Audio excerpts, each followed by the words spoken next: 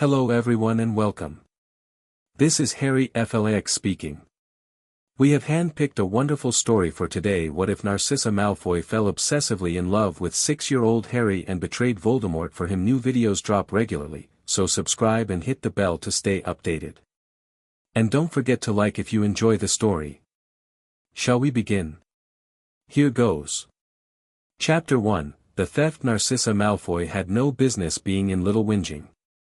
She told herself it was about the squib, her mother's cousin, a woman named Gertrude who'd been swept under the family carpet decades ago and deposited somewhere in suburban Surrey to live out her unremarkable life among muggles. The Black family kept tabs on everyone connected to their bloodline, even the embarrassments. Especially the embarrassments.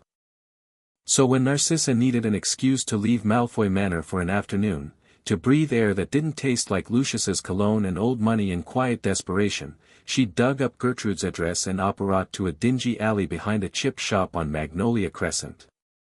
She found Gertrude. Delivered a package of galleons converted to Muggle pounds, because even disgraced blacks were still blacks, and blacks didn't let their own starve visibly. Gertrude was grateful in the pathetic, watery-eyed way that made Narcissa's skin itch. She left quickly. That should have been it. She was walking back toward the alley, heels clicking on the pavement, blonde hair charmed to look less conspicuously perfect, Muggle coat thrown over her robes, when she heard the shouting. "Get back here, boy! I swear to God!" Narcissa stopped.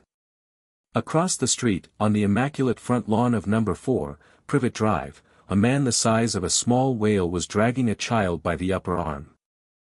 The child was tiny, maybe 5, maybe 6, hard to tell because he was so thin his clothes hung off him like sacks. The man's fingers were buried in the boy's arm hard enough to leave marks, and the child wasn't crying, wasn't screaming, wasn't doing anything except letting himself be dragged with the limp compliance of someone who had learned that fighting back made it worse. "You'll finish the weeding or you won't eat tonight, you understand me?" The man threw the child toward a flower bed. Literally threw him. The boy hit the dirt on his hands and knees, stayed down for a second, then pushed himself up and started pulling weeds without a word. No protest. No tears. Nothing. Narcissa watched. The man, Vernon, she'd learn later, Vernon Desley, a name she'd come to associate with the taste of bile, stood over the boy for a moment, huffed like a bull that had run out of things to charge at, and went back inside. The door slammed.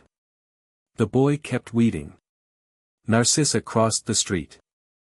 She didn't decide to do it. Her legs just moved.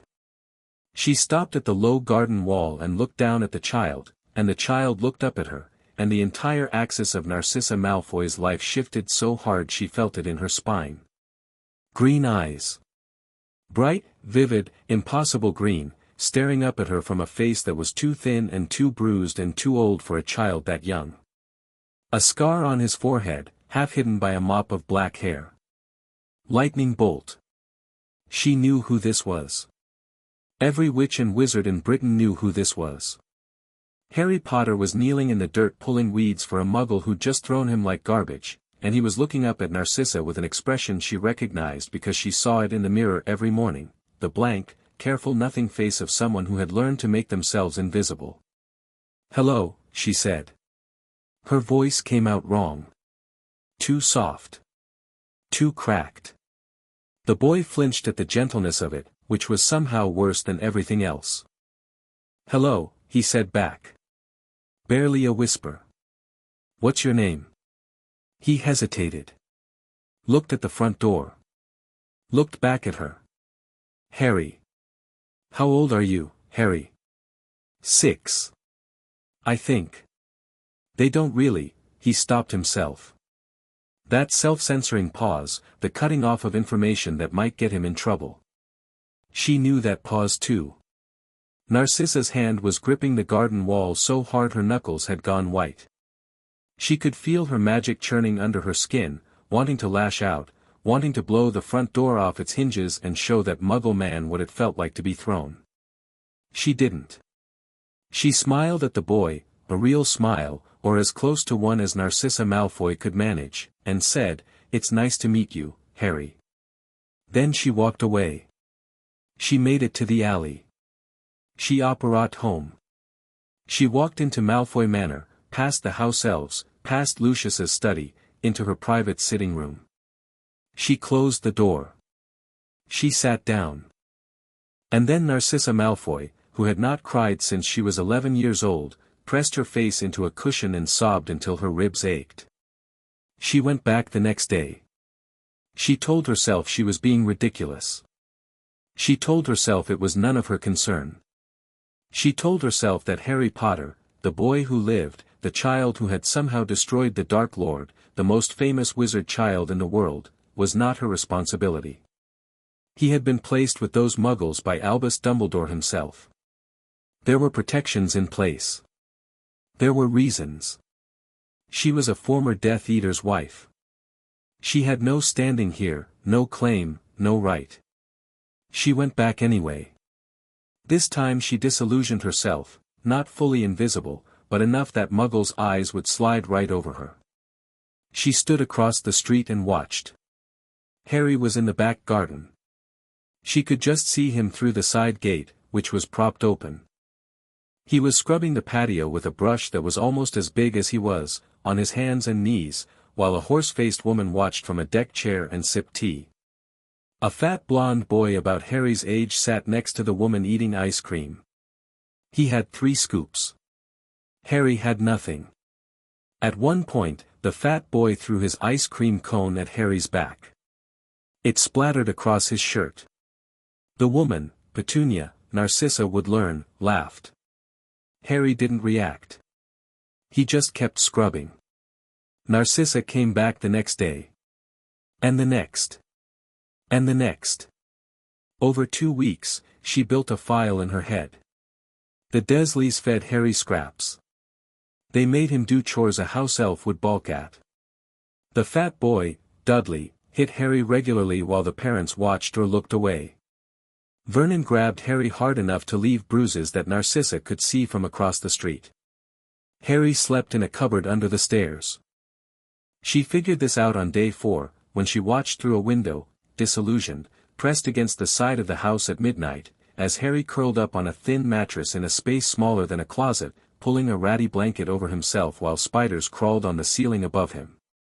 She went home that night and couldn't stop shaking. Lucius asked her what was wrong. She told him she was fine. He didn't press. Lucius never pressed about things that didn't affect his bottom line. On day 10, she watched Vernon Dursley hit Harry across the face for dropping a plate.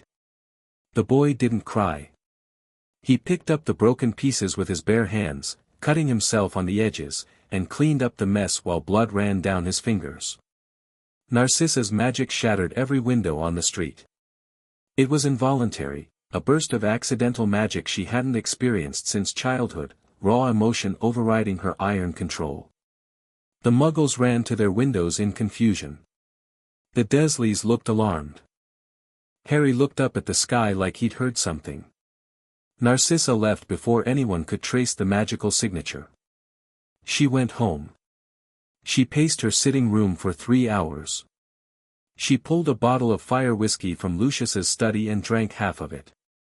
She thought about Draco, her baby, 5 years old and perfect and safe and loved, sleeping upstairs in a room bigger than the Dursleys' entire ground floor, surrounded by charmed toys and warming blankets and the knowledge that his mother would burn the world for him.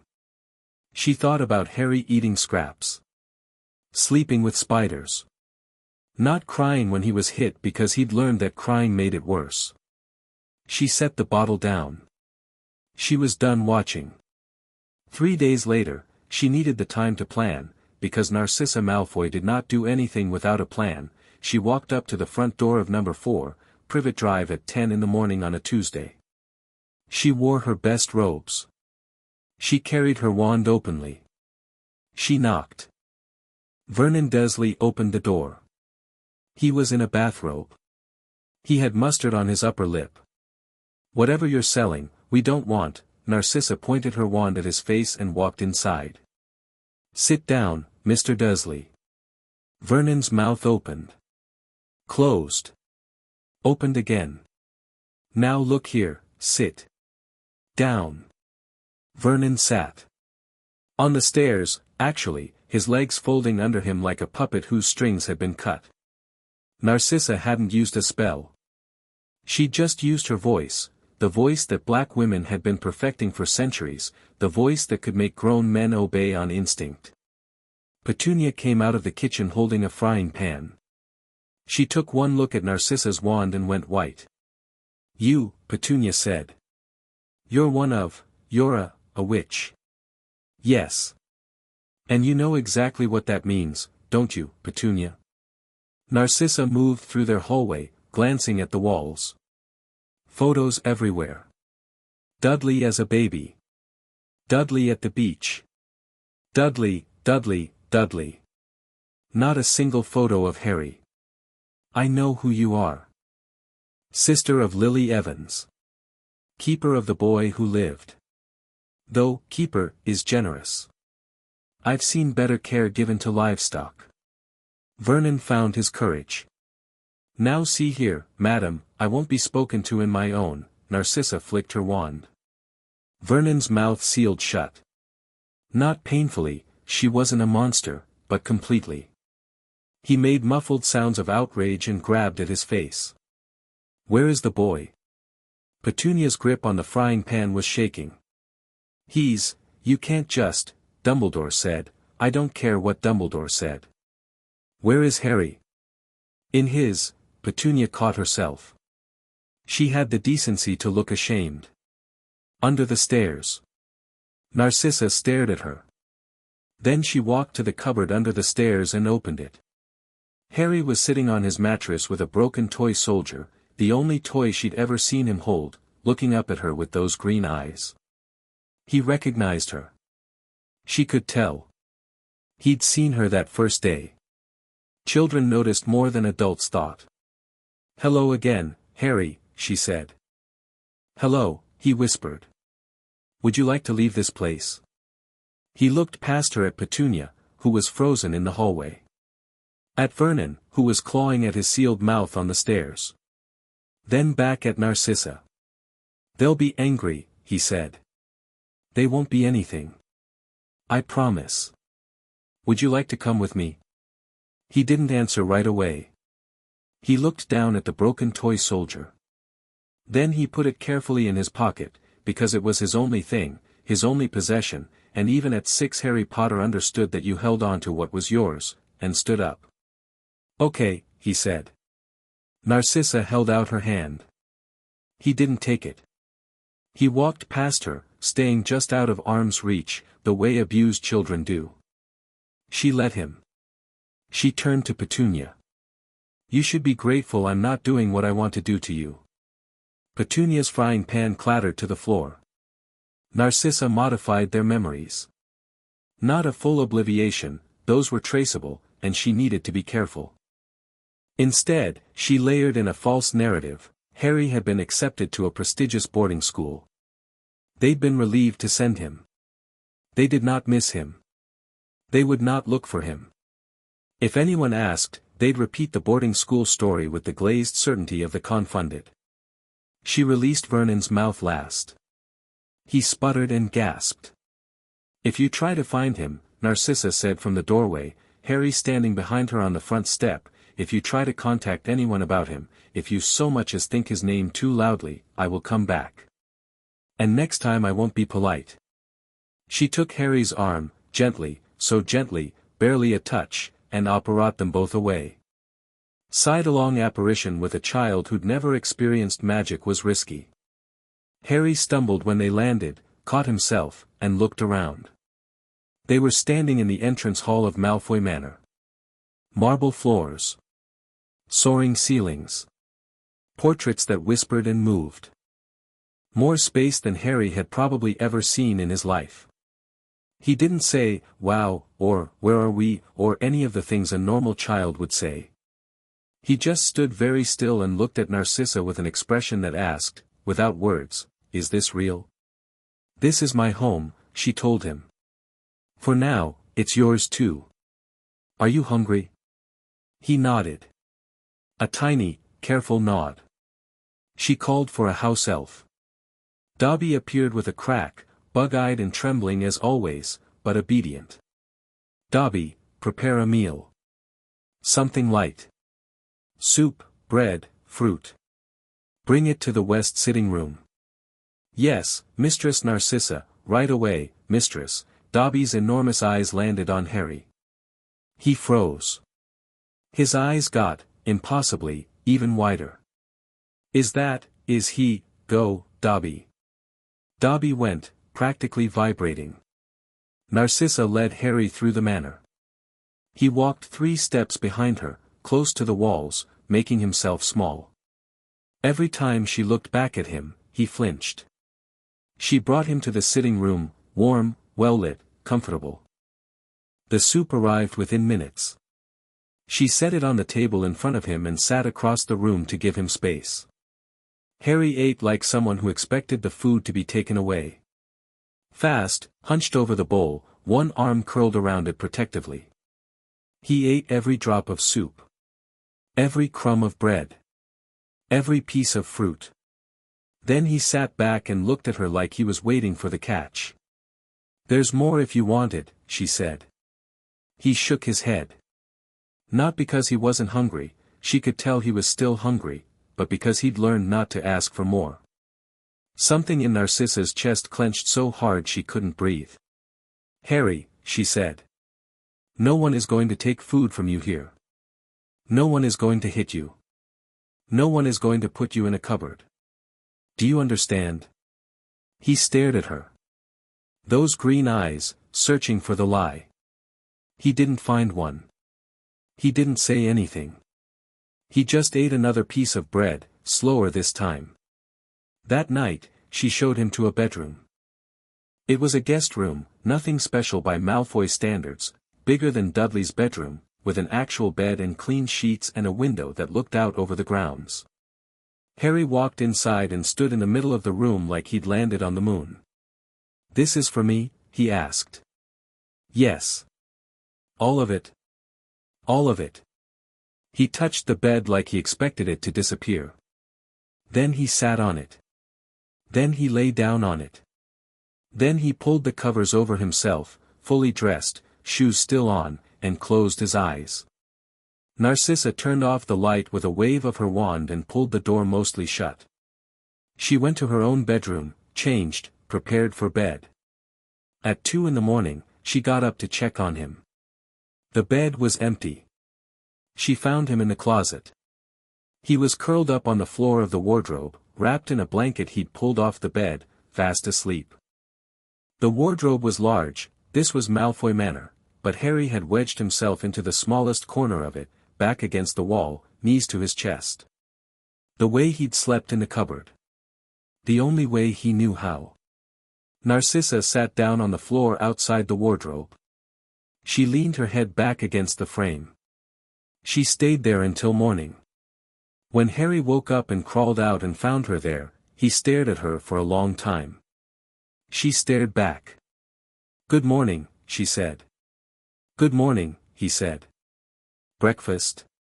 He nodded. This became their routine. Harry slept in the closet. Narcissa sat outside it.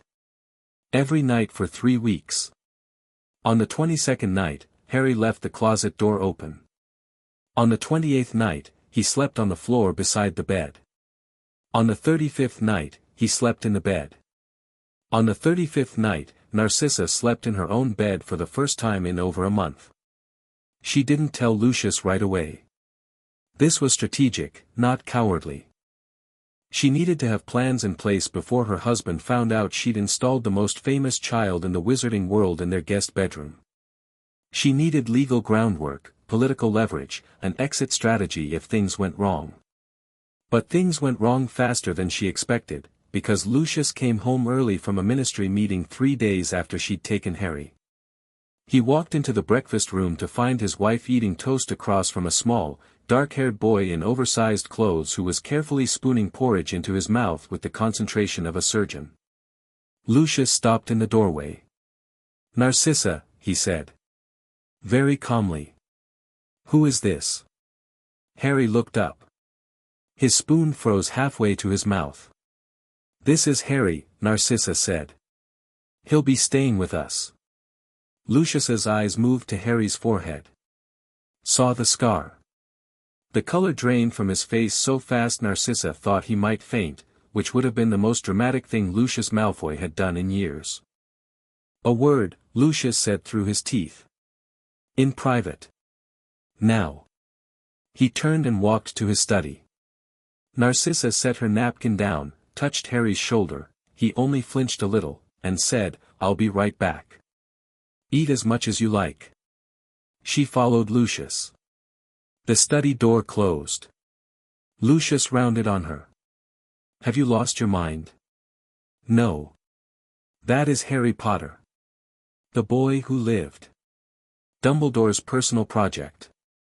The child who destroyed the Dark Lord. And he is sitting in our breakfast room eating porridge. He was hungry. Narcissa, he was living in a cupboard, Lucius. They were starving him. A Muggle man twice his size was using him as a punching bag. I watched for 2 weeks. I saw enough." Lucius stared at her. She could see him calculating, the way he always did. Not the moral dimensions, Lucius didn't think in moral dimensions. The political ones. What this meant for the family. For their standing. For their carefully maintained distance from their Death Eater past. "Return him," Lucius said. "No. Narcissa, if anyone finds out, if Dumbledore finds out, let him find out. You're not thinking clearly. This is some kind of maternal," he waved his hand vaguely. "Episode. You have Draco. You don't tell me what I need." Lucius stepped closer. He had the look he got when he was about to give an order and expected it to be followed. The Lord of the Manor look. The look that worked on house elves and ministry underlings and, once upon a time, on Narcissa herself. "I am telling you," he said, "as your husband, as the head of this family, touch him and I will end you." Lucius stopped. "Not our marriage," Narcissa said. She hadn't raised her voice. She didn't need to. "You." There was a moment where it could have gone either way. Lucius could have drawn his wand. Could have called the ministry. Could have thrown her out. He had the legal right, husbands had terrifying amounts of legal right in pure-blood magical society. But Lucius Malfoy, for all his cruelty and ambition, was also a practical man. And he had seen his wife duel. He had watched her dismantle her cousin Sirius in a training match when they were teenagers. He had heard the stories about Bellatrix from their school days and knew that the Black Sisters' magical education had been comprehensive.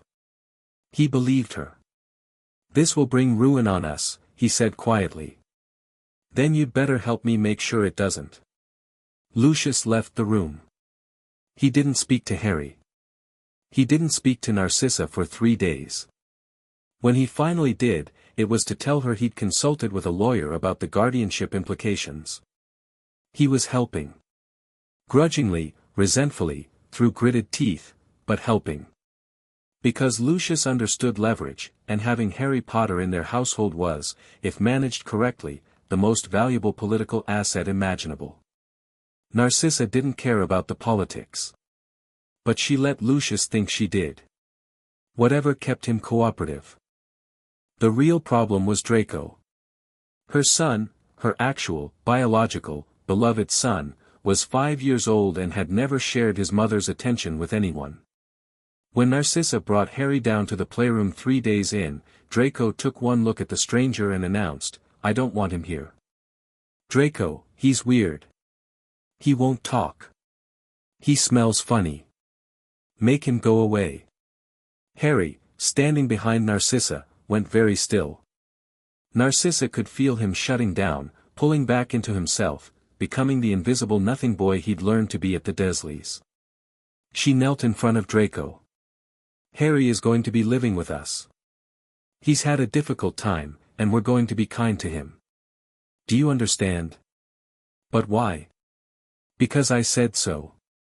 This was not one of Narcissa's finer parenting moments, and she knew it. Draco's lower lip trembled, not with sadness but with the particular fury of a 5-year-old who had always been the center of the universe and had just learned about other planets. "I hate him!" Draco screamed, and ran out of the room. Narcissa closed her eyes. Took a breath. Turned to Harry, who was pressed against the wall, making himself as small as possible. "He doesn't mean it," she told Harry. Harry said nothing. But his expression said, very clearly, yes he does. 3 days passed. Draco refused to eat meals with Harry. Harry refused to speak to anyone except Narcissa, and even then only in single-word answers. The house was a cold war between two children and a woman trying to hold everything together with her bare hands. On the 4th day, Narcissa heard a crash from the playroom. She ran in expecting blood. Instead, she found Draco standing in the middle of the room with his toy broomstick, a child's broom that hovered 3 feet off the ground, looking at Harry, who was standing in the corner watching with undisguised fascination. The crash had been a bookshelf. Draco had knocked it over doing a particularly reckless turn on the broom. Books were everywhere. "Did you see that?" Draco demanded. Not to Narcissa. To Harry. "Did you see? I almost did a full loop." Harry stared at him. Then at the broom. "Can it really fly?" Draco, who had been prepared for hostility or silence, was completely disarmed by genuine interest. "Of course it can fly, it's a broom. Don't you know anything?" "Can I?" Harry stopped himself. The asking for things reflex, cut off at the root. But Draco, who was 5 and therefore both cruel and generous in equal measure, had already made a decision. "Here." He shoved the broom at Harry. "You probably can't even balance on it." Harry took the broom. Looked at it. Looked at Draco. Climbed on. He shot off the ground like he'd been born on a broomstick. The toy broom, designed to go slow and steady and hover gently, rocketed to the ceiling with Harry clinging to it, laughing. Actually laughing. The first real sound Narcissa had heard from him that wasn't fear or caution. He zoomed around the room, nearly crashed into a portrait, which screamed obscenities, pulled up at the last second, and landed in a heap next to Draco, breathless, grinning. Draco stared at him with his mouth open. "That was brilliant," Draco said. "Do it again." Harry did it again. Narcissa stood in the doorway and watched her 2 boys fly around the playroom on a toy broomstick, taking turns, crashing into things, laughing. Her hands were shaking. She gripped the doorframe and didn't let go until they stopped. After that, things got easier. Not easy, nothing about this was easy, but easier. Draco accepted Harry the way children do, quickly and completely once the barrier was broken. Within a week, they were inseparable. Within a month, Draco was introducing Harry to visitors as "my brother," with the absolute confidence of a child who had decided something was true and didn't care about biology. Harry took longer. He didn't trust easily, couldn't trust easily, and every day Narcissa saw the damage the Dursleys had done. He hoarded food in his room. He flinched when anyone raised their voice. He apologized constantly, for everything, for breathing too loudly, for existing in a space. But slowly, painfully, incrementally, he started to thaw. He started speaking in full sentences. He started looking people in the eye. He stopped sleeping in the closet. He started asking for things, tentatively, ready to withdraw the request at any sign of displeasure, but asking. The first time he said, "please," and "thank you," at dinner without being prompted, Narcissa excused herself and went to the bathroom and put her face in her hands for 5 minutes. The first time he laughed at something she said, genuinely laughed, not the careful ha-ha of a child performing normalcy but a real, startled, delighted laugh, she thought her heart was going to explode. She was in deep. She knew it. This wasn't normal maternal concern. This was something fiercer, something that had teeth. She thought about Harry when she woke up and when she went to sleep. She cast protective charms on him every morning, layers and layers of them, monitoring charms, shielding charms, tracking charms, so many that Lucius once sarcastically asked if she was protecting a child or a Gringotts vault. She didn't care. She couldn't lose him. The idea of losing him, of someone taking him away, of returning to the world as it was before she'd seen those green eyes, made her physically ill. It was obsession. She knew that too. But knowing what something was and being able to stop it were very different things. 2 months in, the letter came.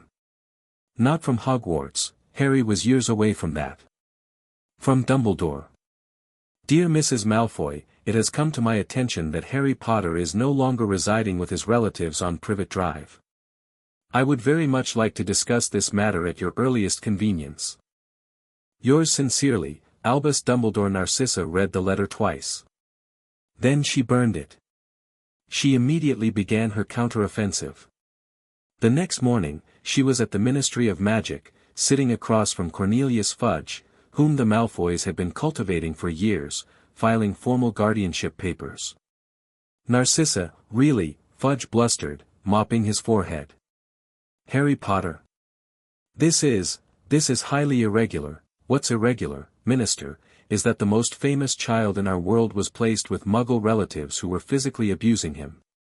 Without the knowledge or consent of the Wizengamot. Without any oversight from the Department of Magical Children's Welfare. By a school headmaster who had no legal guardianship authority. She placed a file on his desk. Photographs she'd taken with a charmed camera during her surveillance. Harry's bruises. The cupboard. The broken toys. The locks on the outside of the cupboard door. Fudge looked through them and went green. If these were to become public, Narcissa said, it would raise some very uncomfortable questions about Albus Dumbledore's judgment. Questions that the Daily Prophet would be most interested in exploring. Now, Narcissa, I'm offering you an opportunity, Cornelius. A chance to be the minister who rescued Harry Potter from abuse and placed him with a proper wizarding family. Or you can be the minister who knew about it and did nothing. Fudge signed the preliminary guardianship papers within the hour. But Narcissa wasn't done. She filed the abuse documentation with the Department of Magical Children's Welfare. She contacted Griselda Marchbanks, a senior member of the Wizengamot who was known for her independence from Dumbledore. She planted stories with sympathetic journalists. She built a case, not just a legal case, but a public one, that would make it politically impossible for anyone to return Harry to the Dursleys. She was playing the game she'd been trained to play since birth, pure-blood politics, weaponized. Dumbledore's response came not in a letter but in a person. Minerva McGonagall appeared at the gates of Malfoy Manor on a Thursday afternoon, looking like she'd eaten something sour, which Narcissa had learned was just her regular face. Mrs. Malfoy. I'm here on behalf of the Hogwarts Board of Governors and the Wizengamot Committee on Magical Children's Welfare to assess the living conditions of Harry James Potter. Come in, Professor. Narcissa led McGonagall through the manor. She'd prepared for this. Harry was in the sitting room with Draco, playing with a magical chess set, badly, since he'd only just learned the rules. He was clean, well-fed, dressed in proper clothes. The bruises were fading. McGonagall looked at Harry for a long time. Mr. Potter, she said, and her voice was softer than Narcissa had expected. Do you remember me? Harry shook his head. I wouldn't expect you to. You were very small. McGonagall glanced at Narcissa, then back at Harry. Are you well, child? Are you being treated kindly? Harry looked at Narcissa.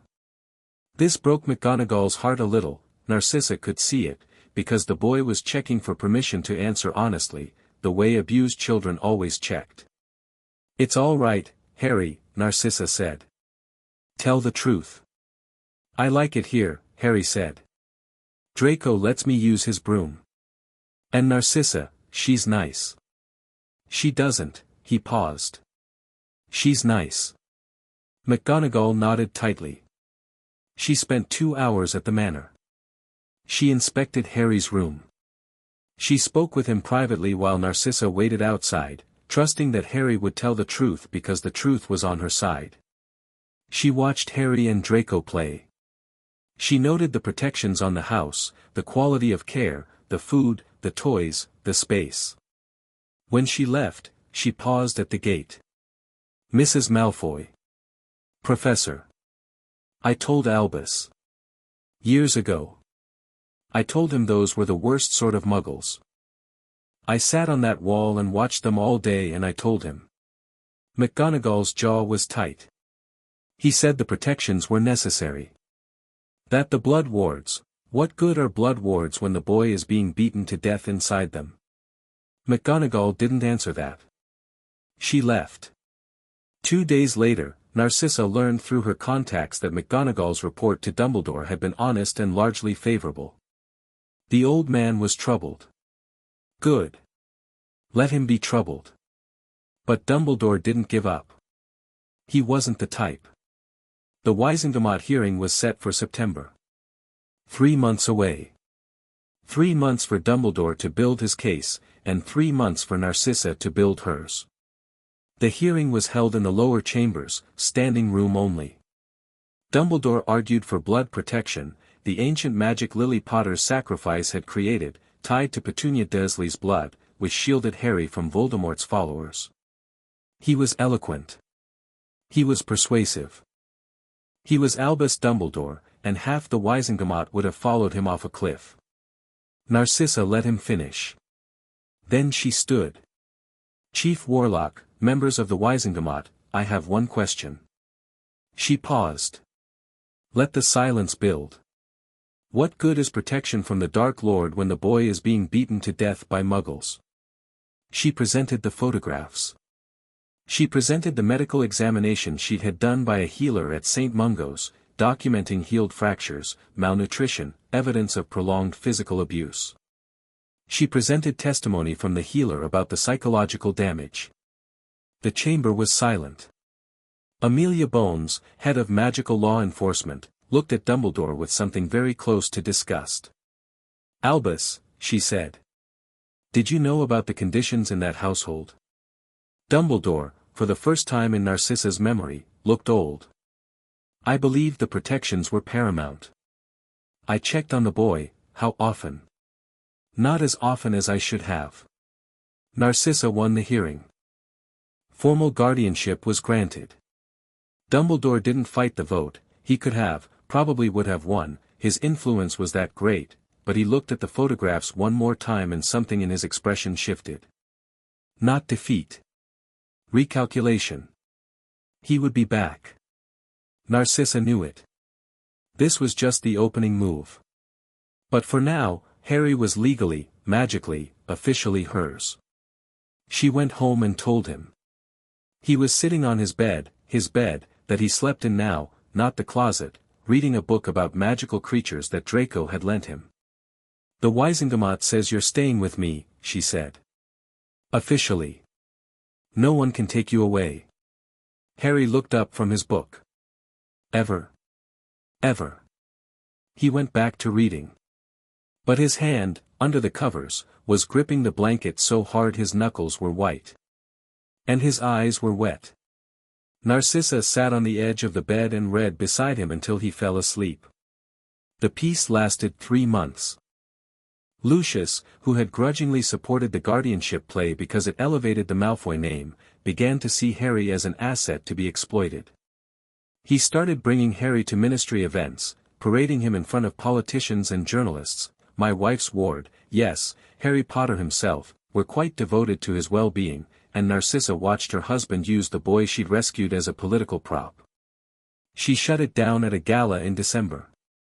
Lucius was introducing Harry to the Bulgarian ambassador, one hand on Harry's shoulder. Harry was stiff, uncomfortable, his public face locked in place, when Narcissa walked over and said, loud enough for everyone nearby to hear, "Lucius, Harry needs to go home.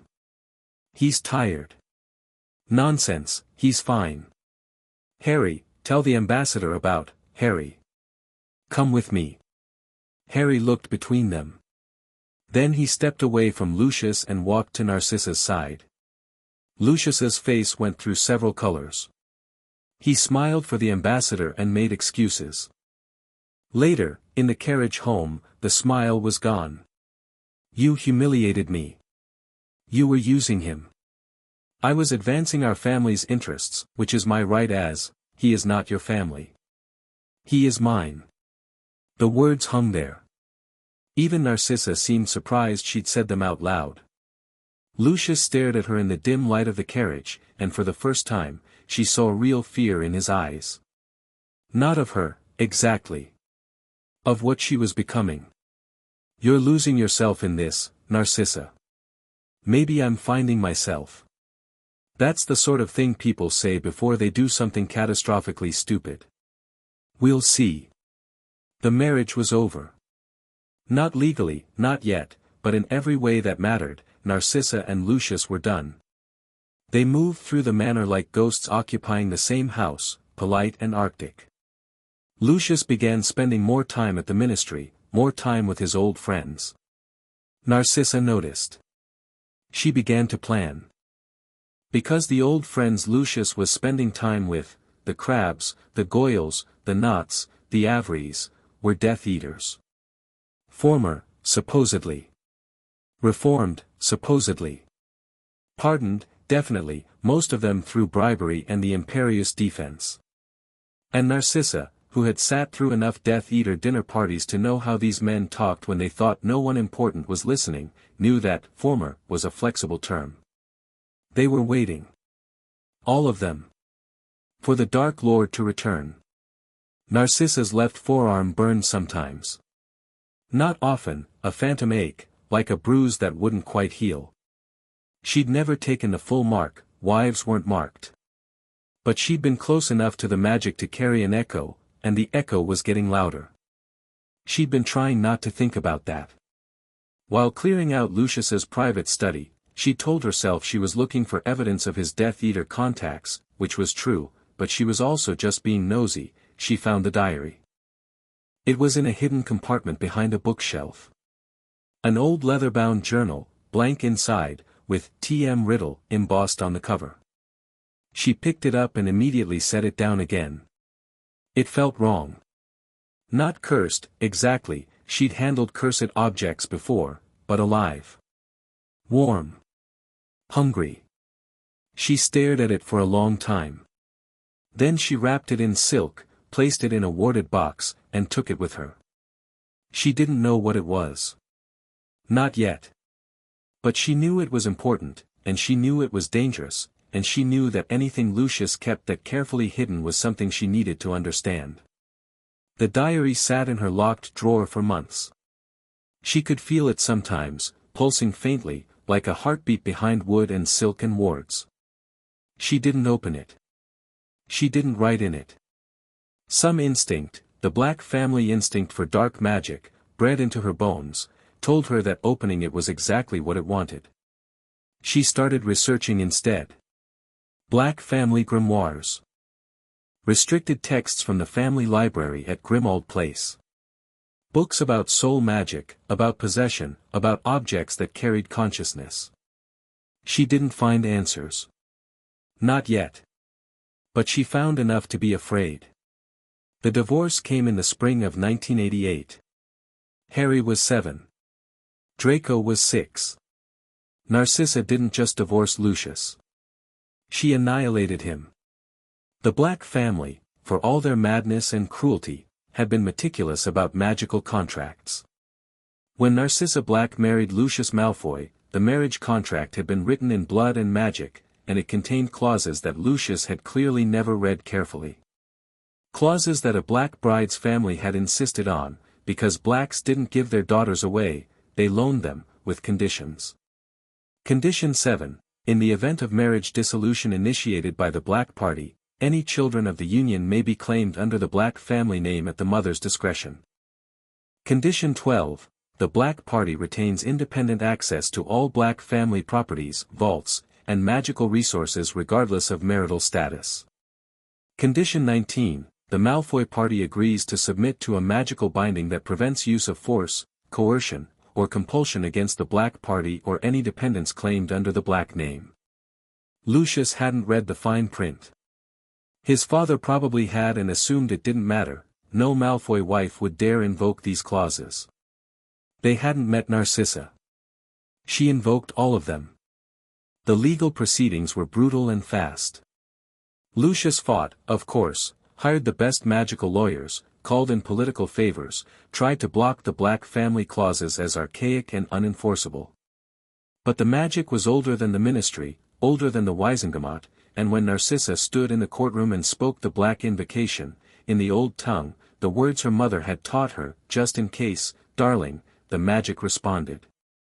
The contract burned itself into being. Draco was a Black. Harry was Narcissa's ward. Malfoy Manor was Lucius's, but everything of Black origin, and the Malfoy fortune contained quite a lot of Black money, since Cygnus Black's dowry had been enormous, was Narcissa's. Lucius stood in the courtroom looking like someone had removed his skeleton. For the first time in his life, he had been outplayed completely, and by his own wife. "You'll regret this," he told her outside the courtroom. "I regret the years I wasted waiting to do it." She moved them, herself, Harry, Draco, to 12, Grimmauld Place. The Black family home was a wreck, years of neglect, a screaming portrait of her Aunt Walburga, a deranged house elf named Creature who muttered about blood traitors and mudbloods. But it was hers. Sirius Black was in Azkaban, and as the closest free Black, Narcissa had a legal and magical claim to the property. She spent a week making it livable. Ripped out the cursed curtains.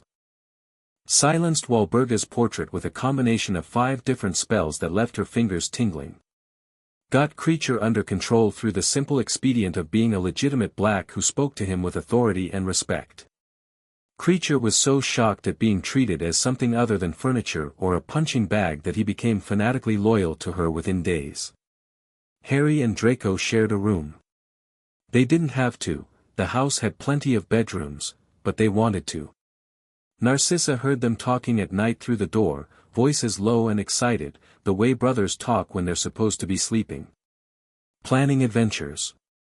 Arguing about Quidditch teams. Draco explaining pureblood customs. Harry asking questions that made Draco struggle to answer because he'd never had to think about why things were the way they were. Harry was changing. Growing. Coming alive. He still had nightmares. He still flinched sometimes. But the food hoarding had stopped. The compulsive apologizing had eased. He looked people in the eye now, and what they saw there wasn't a broken child anymore, it was a fierce, watchful intelligence that was growing sharper every day. Narcissa started teaching them. Not Hogwarts magic, they were too young for wands, and the ministry tracked underage magic. But there was so much more to magical education than what Hogwarts offered, and pureblood families had been teaching their children these things for centuries. Occlumency came first. The art of mental defense, of organizing thoughts, of building walls inside the mind. For Draco, it was a boring exercise that he complained about constantly. For Harry, it was a revelation. A child who had spent years learning to hide what he felt, to control his reactions, to present a blank face to the world, occlumency came to him as naturally as breathing. "He's a natural," Narcissa told Snape later, stunned. "His shields at 7 are better than most adult wizards." Hardly surprising, Snape replied, and there was something complicated in his voice.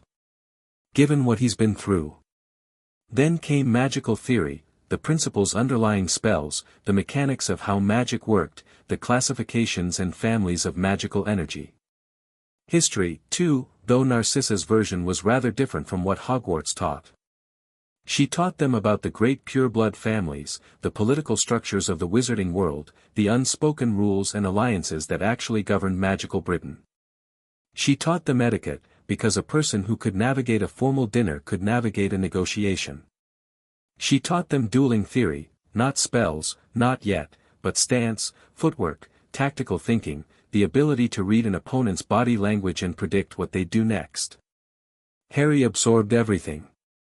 He was hungry for knowledge in the same way he'd been hungry for food, desperately, as if it might be taken away.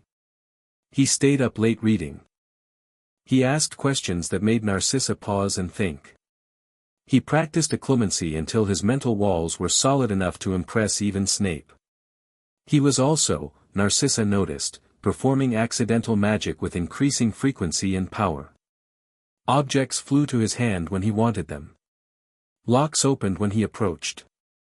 Once, when Draco fell off a banister and was heading for a hard landing, Harry stopped him in midair, just stopped him, hanging 3 feet above the ground, held by nothing visible.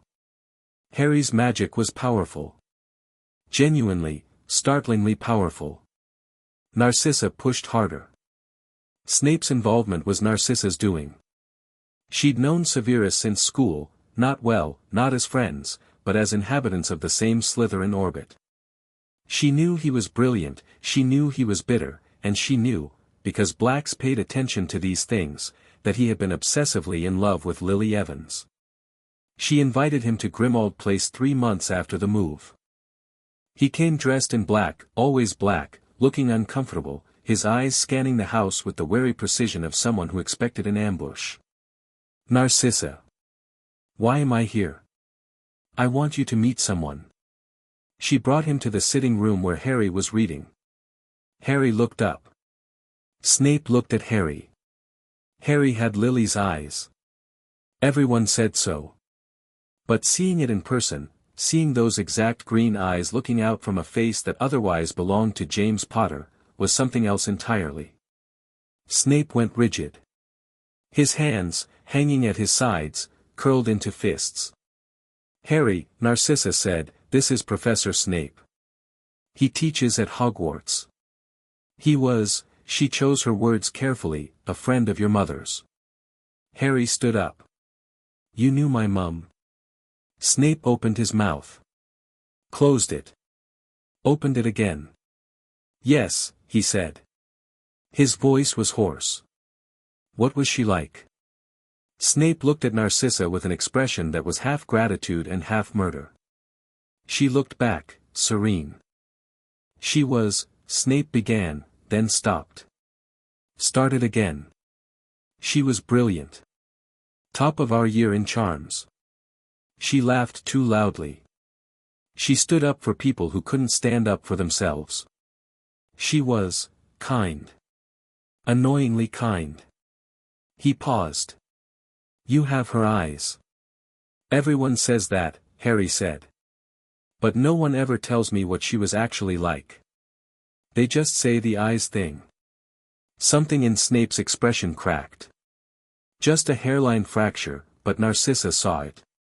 Later, after Harry had gone to bed, Narcissa laid out her proposition. She needed someone at Hogwarts she could trust. Someone who would watch Harry when he started school. Someone who could provide intelligence on Dumbledore's plans. In exchange, she said, you can see him. Be part of his life. Teach him, if you like, he's desperate for knowledge, Severus, and you're the best potioneer in Britain. What makes you think I want? Don't insult me. I know what Lily meant to you. Long silence. Dumbledore trusts me, Snape said. He believes I'm his man. His spy, his agent, his repentant Death Eater. If I start feeding you information, then you'll be what you've always been. A double agent. You'll just be working for someone who actually cares about the boy. And you think Dumbledore doesn't care? Narcissa's eyes hardened. I think Dumbledore cares about the greater good. I think he'd sacrifice one child to save the world and call it mercy. I won't. Snape studied her for a long time. Then, he has her gift for potions, you know. I could tell just watching him prepare dinner. The way he measures, the way he handles ingredients. He has her hands. Is that a yes? It's a yes. Snape became a regular visitor. Twice a month, then weekly. He brought potions ingredients and taught both boys basic preparation techniques. He brought books, advanced theory, way beyond their years, but Harry devoured them. He was harsh, critical, demanding in the way that Narcissa recognized as caring poorly expressed. Harry didn't like Snape at first. Snape was too sharp, too cutting, too ready to criticize.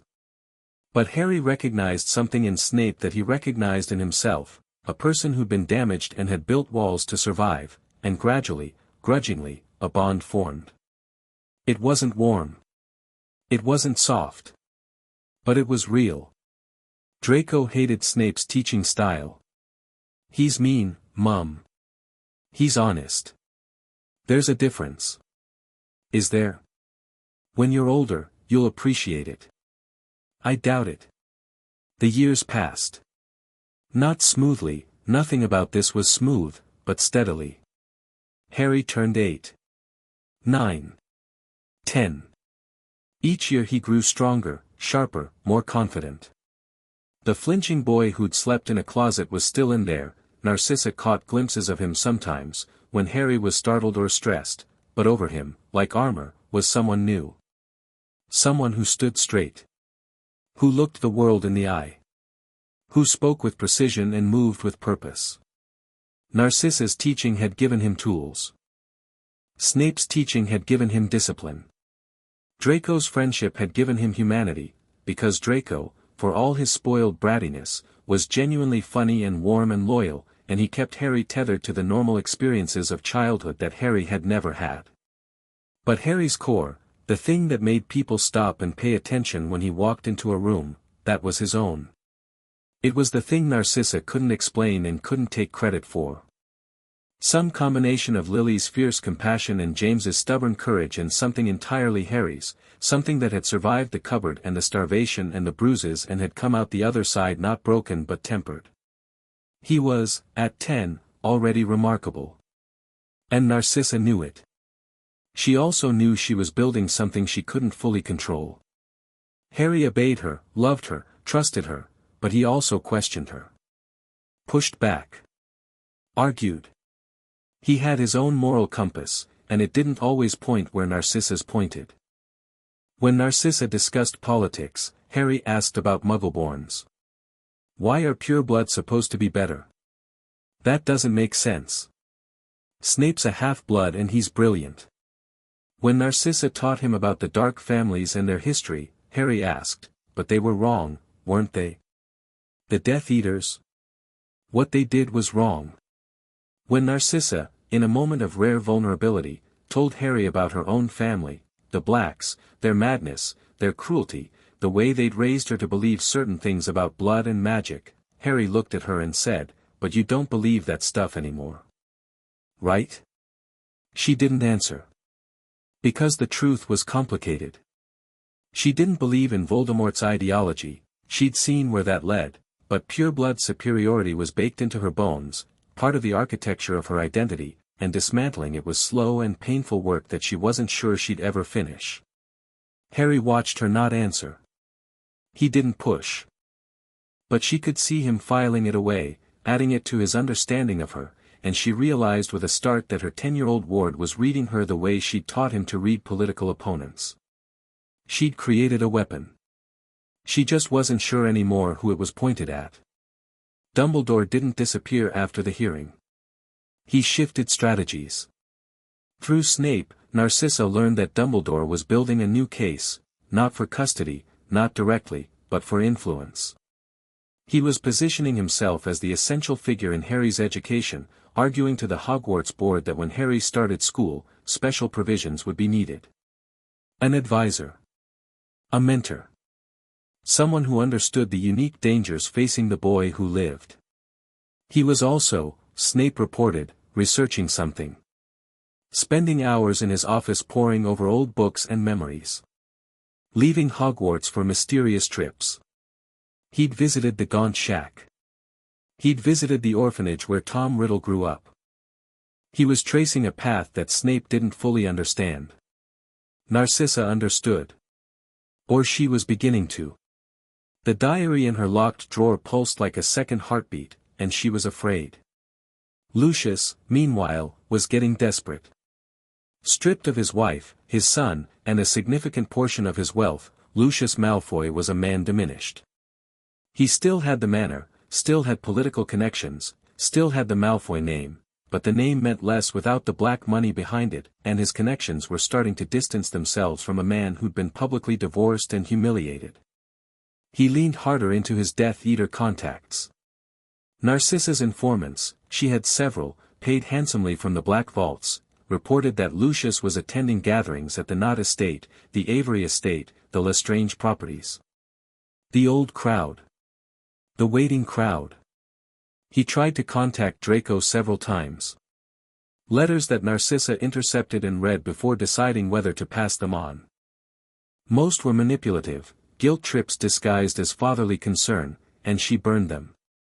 A few were genuine, or close enough. She gave those to Draco. Draco read them and cried, and Narcissa held him and hated Lucius with a purity of feeling that frightened her. "Does father not love me anymore?" Draco asked once, face buried in her shoulder. "Your father loves himself," Narcissa said. "He loves you as much as he's able to love anything. It's just not very much." "That's horrible." "Yes." "Is it true?" "Yes." Draco didn't ask about his father's letters after that. But he kept them. All of them, in a box under his bed. Narcissa knew because Creature told her, and she let it be, because even painful connections to a parent were connections, and she wouldn't be the one to sever them. The Hogwarts letter arrived on Harry's 11th birthday. Narcissa had known it was coming, obviously, she'd been preparing for 5 years, but the physical reality of the envelope still hit her harder than she expected. Green ink on heavy parchment. The Hogwarts crest. An invitation to send her boy away from her for 10 months a year. She sat at the breakfast table and held the letter and felt something very close to panic. Harry was across from her, eating toast. Draco was next to him, already talking about which house he'd be sorted into. Slytherin, obviously, it's the only house that matters. Harry was watching Narcissa with those green eyes that saw everything. "You're scared," Harry said. "Not a question." "I'm concerned," Narcissa corrected. "You're scared Dumbledore will try something. Among other things." Harry took the letter from her, read it, set it down. "I can handle Dumbledore. You're 11. You've been training me for 5 years. Snape says my occlumency is better than most Aurors. I can read political situations. I know when I'm being manipulated. And I'll have Draco with me." He paused. "You taught me how to survive, Mum." He'd been calling her that for 2 years now. Every time, it still hit her in the chest. "I taught you how to fight," she said. "They're not the same thing." "Close enough." She wanted to argue. She wanted to lock him in Grimmauld Place and never let him leave. She wanted to burn Hogwarts to the ground so there was nothing to send him to. Instead, she picked up her tea and said, "We need to go to Diagon Alley. You'll need a wand." Ollivander's was an experience. Harry tried wand after wand, maple, ash, beech, vine, and each one fizzled or sparked or did nothing at all. Ollivander's eyes grew brighter with each failure, which Narcissa found deeply annoying. "Tricky customer," Ollivander murmured, pulling down yet another box. "I wonder, yes, let's try, Holly, 11 inches, Phoenix Feather Core." Harry took it, and the wand erupted in golden sparks that lit up the entire shop. It felt right. Narcissa could see it on his face, the sudden certainty, the click of recognition. "Curious," Ollivander said, staring at Harry. "Very curious." "What's curious?" Narcissa asked, voice sharp. Ollivander's pale eyes moved to her. "The phoenix whose tail feather resides in this wand gave another feather. Just one other. It is curious that this wand should choose Mr. Potter, when its brother, why, its brother gave him that scar." The shop went silent. Harry looked at his wand. At Narcissa. At Ollivander. "Good," Harry said calmly. "I'll want every advantage I can get." Ollivander blinked. Narcissa almost smiled. Outside the shop, Draco was waiting with an ice cream from Fortescue's. "Well?" What did you get? Harry told him about the twin cores. Draco's eyes went wide. Wicked. Your wand is basically you-know-who's wand's brother. That's terrifying and brilliant. It's just a wand, Draco. It's not just a wand, okay, it's a wand, but it's a cool wand. They bickered their way down Diagon Alley, and for a few minutes, they were just kids buying school supplies, and everything was normal, and the war that was coming felt very far away. The night before they left for Hogwarts, Narcissa sat both boys down in the sitting room at Grimmauld Place. Kreacher brought tea. The fire crackled. Listen to me, she said. Both of you. They listened. They'd learned that when Narcissa used that voice, it mattered. Hogwarts is Dumbledore's territory. He's the most powerful wizard in Britain, and he has plans for you, Harry, plans I don't fully understand yet. He is not evil. I want you to understand that. He genuinely believes he's protecting you. But his idea of protection and mine are very different, and I don't trust him to put your safety above his own agenda. Harry nodded. Draco tried to look serious and mostly succeeded. Trust each other. Watch out for each other. Report anything unusual to Snape, he's on our side. And Harry, she paused. Trust no one who tries to separate us. And trust yourself. Harry stood up, crossed the room, and hugged her. He'd gotten taller. His arms went around her properly now, not the tentative half-contacts of a child who wasn't sure touching was allowed. He held on tight. I'll come home, he said. I promise. She held him and didn't cry. She'd gotten better at that. The next morning, Platform 9 3/4 was chaos. Families everywhere, owls screeching, trunks being loaded. Narcissa walked through the crowd with both boys, drawing stares and whispers. People recognized Harry, the scar was visible, and 5 years of Daily Prophet coverage of Harry Potter's rescue by prominent witch had made his face famous. People also recognized Narcissa, and the reactions were mixed. Some nodded respectfully. Others looked away. A few glared openly, Narcissa Malfoy, former Death Eater's wife, raising the boy who lived. Some people would never accept it.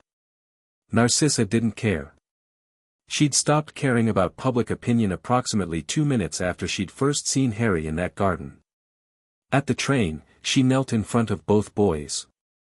Straightened Draco's collar. Tucked a strand of hair behind Harry's ear. Be brilliant, she told them. Be careful. Be together. Yes, Mum, they said in unison, and grinned at each other, and boarded the train. Narcissa stood on the platform and watched the Hogwarts Express pull away. She stood there long after it had disappeared. Other parents left. The platform emptied. She was still standing there when the last echoes of the train faded.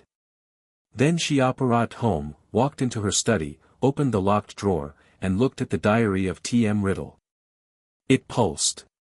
She closed the drawer and started making plans. Because the war wasn't coming, the war was already here, quiet and invisible, playing out in locked drawers and phantom burns and an old man's machinations and a wraith that was, somewhere in the world, clinging to existence with the desperate tenacity of something that refused to die. Narcissa Black had chosen her side. She'd chosen a boy with green eyes and a lightning bolt scar and a laugh that sounded like hope. Now she had to keep him alive long enough for it to matter. Chapter 2, The Gambit. The Sorting Hat sat on Harry's head for exactly 4 seconds. 4 seconds of silence in the great hall while 1,000 candles flickered overhead and 400 students held their breath and Dumbledore watched from the head table with those blue eyes that never stopped calculating. Harry felt the hat rummage through his mind, felt it brush against his occlumency shields and pause, surprised, then pushed gently past them because the hat wasn't an enemy, it was just doing its job. He let it in. Partially. Enough. Well, the hat murmured inside his head. This is unusual. You've been taught to think before you act. You've been taught to protect your mind. You've been taught that loyalty is earned, not given. You have courage, oh yes, plenty of that, but it's not the reckless kind. It's the kind that waits. That watches. That strikes when the moment is right. Where do you want me? Harry thought. Where do you want to be? Harry thought about Narcissa. About 5 years of lessons on strategy, on reading people, on the art of getting what you want without anyone realizing you wanted it. He thought about the way she'd taught him to survive, not by being the loudest or the bravest, but by being the smartest person in the room and never letting anyone know it. I want to be where I can learn the most, he thought. Then it had better be Slytherin. The Slytherin table erupted. Draco, already sorted, Slytherin, obviously, the hat had barely touched his head, was on his feet cheering. The rest of the great hall had a more complicated reaction, murmurs, whispers, a few gasps. Harry Potter, the boy who lived, the child who had defeated the Dark Lord, sorted into the House of Snakes. Into Voldemort's old house. Harry walked to the Slytherin table, sat next to Draco, and looked up at the head table. Dumbledore's expression hadn't changed. Snape, sitting 3 seats down, was staring at Harry with an intensity that would have been alarming if Harry hadn't known him for 4 years. McGonagall was the one who gave it away. A tiny crease between her eyebrows. Concern. Disappointment. Harry filed it away. Brilliant, Draco whispered, grinning. Absolutely brilliant. Did you see Dumbledore's face? He didn't even blink. That's how you know he's furious. He's not furious, Harry said. He's recalculating. Same thing, with him. Harry looked around the Slytherin table. The older students were studying him, sizing him up, the way Narcissa had taught him people always did in new environments. Some looked interested. Some looked skeptical. A few, the ones whose parents Harry could guess were former Death Eaters, looked actively hostile. A heavy-set boy across the table extended his hand. Theodore Knott. My father knew you're, well. Welcome to Slytherin. Harry shook the hand. Firm grip, direct eye contact, neutral expression. Harry Potter. Thanks. Blaise Zabini. A dark-skinned boy with an easy smile and watchful eyes. So the rumors are true. Narcissa Black's ward, sorted Slytherin. The gossip mill is going to eat itself alive. Let it, Harry said. I'm hungry. When do we eat? Zabini laughed. I like him already. Draco draped an arm over Harry's shoulders. That's because he's likable. Terrifyingly likable. It's his secret weapon. A girl with dark hair and sharp features leaned across the table. Pansy Parkinson. Is it true your guardian dueled Dumbledore in the Wizengamot? She didn't duel him. She out-argued him. Dueling would have been faster, but less satisfying. Pansy's eyes widened, then narrowed with appreciation. I think we're going to get along, Potter. Food appeared. Harry ate. He listened to the conversations around him, mapping the social dynamics of Slytherin House in real time, who deferred to whom, who avoided eye contact with whom, which older students held actual power versus which ones just thought they did. Narcissa's training at work, running in the background like breathing. After the feast, Snape intercepted him in the dungeon corridor outside the Slytherin common room. Potter. A word. Draco hesitated. Harry gave him a slight nod, go ahead, and Draco went, throwing a look over his shoulder. Snape waited until they were alone. The torchlight made his face all angles and shadows. Your mother asked me to watch you. I know. I am also a professor at this school, which means I have obligations to the headmaster that may sometimes conflict with my obligations to her. I know that too. Good. Then you understand that if Dumbledore asks me about you, I will answer honestly, or at least, as honestly as the situation requires. You'll tell him what he needs to hear without telling him what he doesn't need to know. Mum explained how double agents work. Snape's eye twitched. She would. He paused. Looked at Harry, really looked. You have her eyes. Everyone says that. Because it's true. Another pause, longer this time. Be careful here, Potter. Hogwarts is not what it appears. There are things in this castle that even Dumbledore doesn't fully control. Like what? Like the fact that your scar hasn't stopped tingling since you walked through the front door. Harry's hand went involuntarily to his forehead. He caught himself, forced his hand down. How did you? Because I know what dark magic feels like when it responds to proximity. And something in this castle is calling to something in you. Snape's dark eyes were hard. Tell me if it gets worse. Don't be a hero about it. Heroes die young. Mum says the same thing. Your mother is occasionally correct. Snape swept away in a billow of black robes. Harry stood in the corridor for a moment, pressing his fingers against his scar, feeling the faint buzz beneath his skin that he'd been trying to ignore since the train. Something was wrong in this castle. He went to bed and started figuring out what. It took him 3 weeks to find Quirrell. Not to find the man, Quirrell was hard to miss, stuttering his way through defense against the dark arts classes like a frightened rabbit, but to identify him as the source of the wrongness. Harry's occlumency training had given him sensitivity to mental intrusion, and every time he was near Quirrell, his scar burned and his shields rattled like something was pressing against them from outside. He told Draco first. They were in the Slytherin common room, alone by the fire at midnight, a habit they'd developed, staying up after everyone else went to bed, talking strategy the way Narcissa had taught them to talk strategy. Quirrell's possessed, Harry said flatly.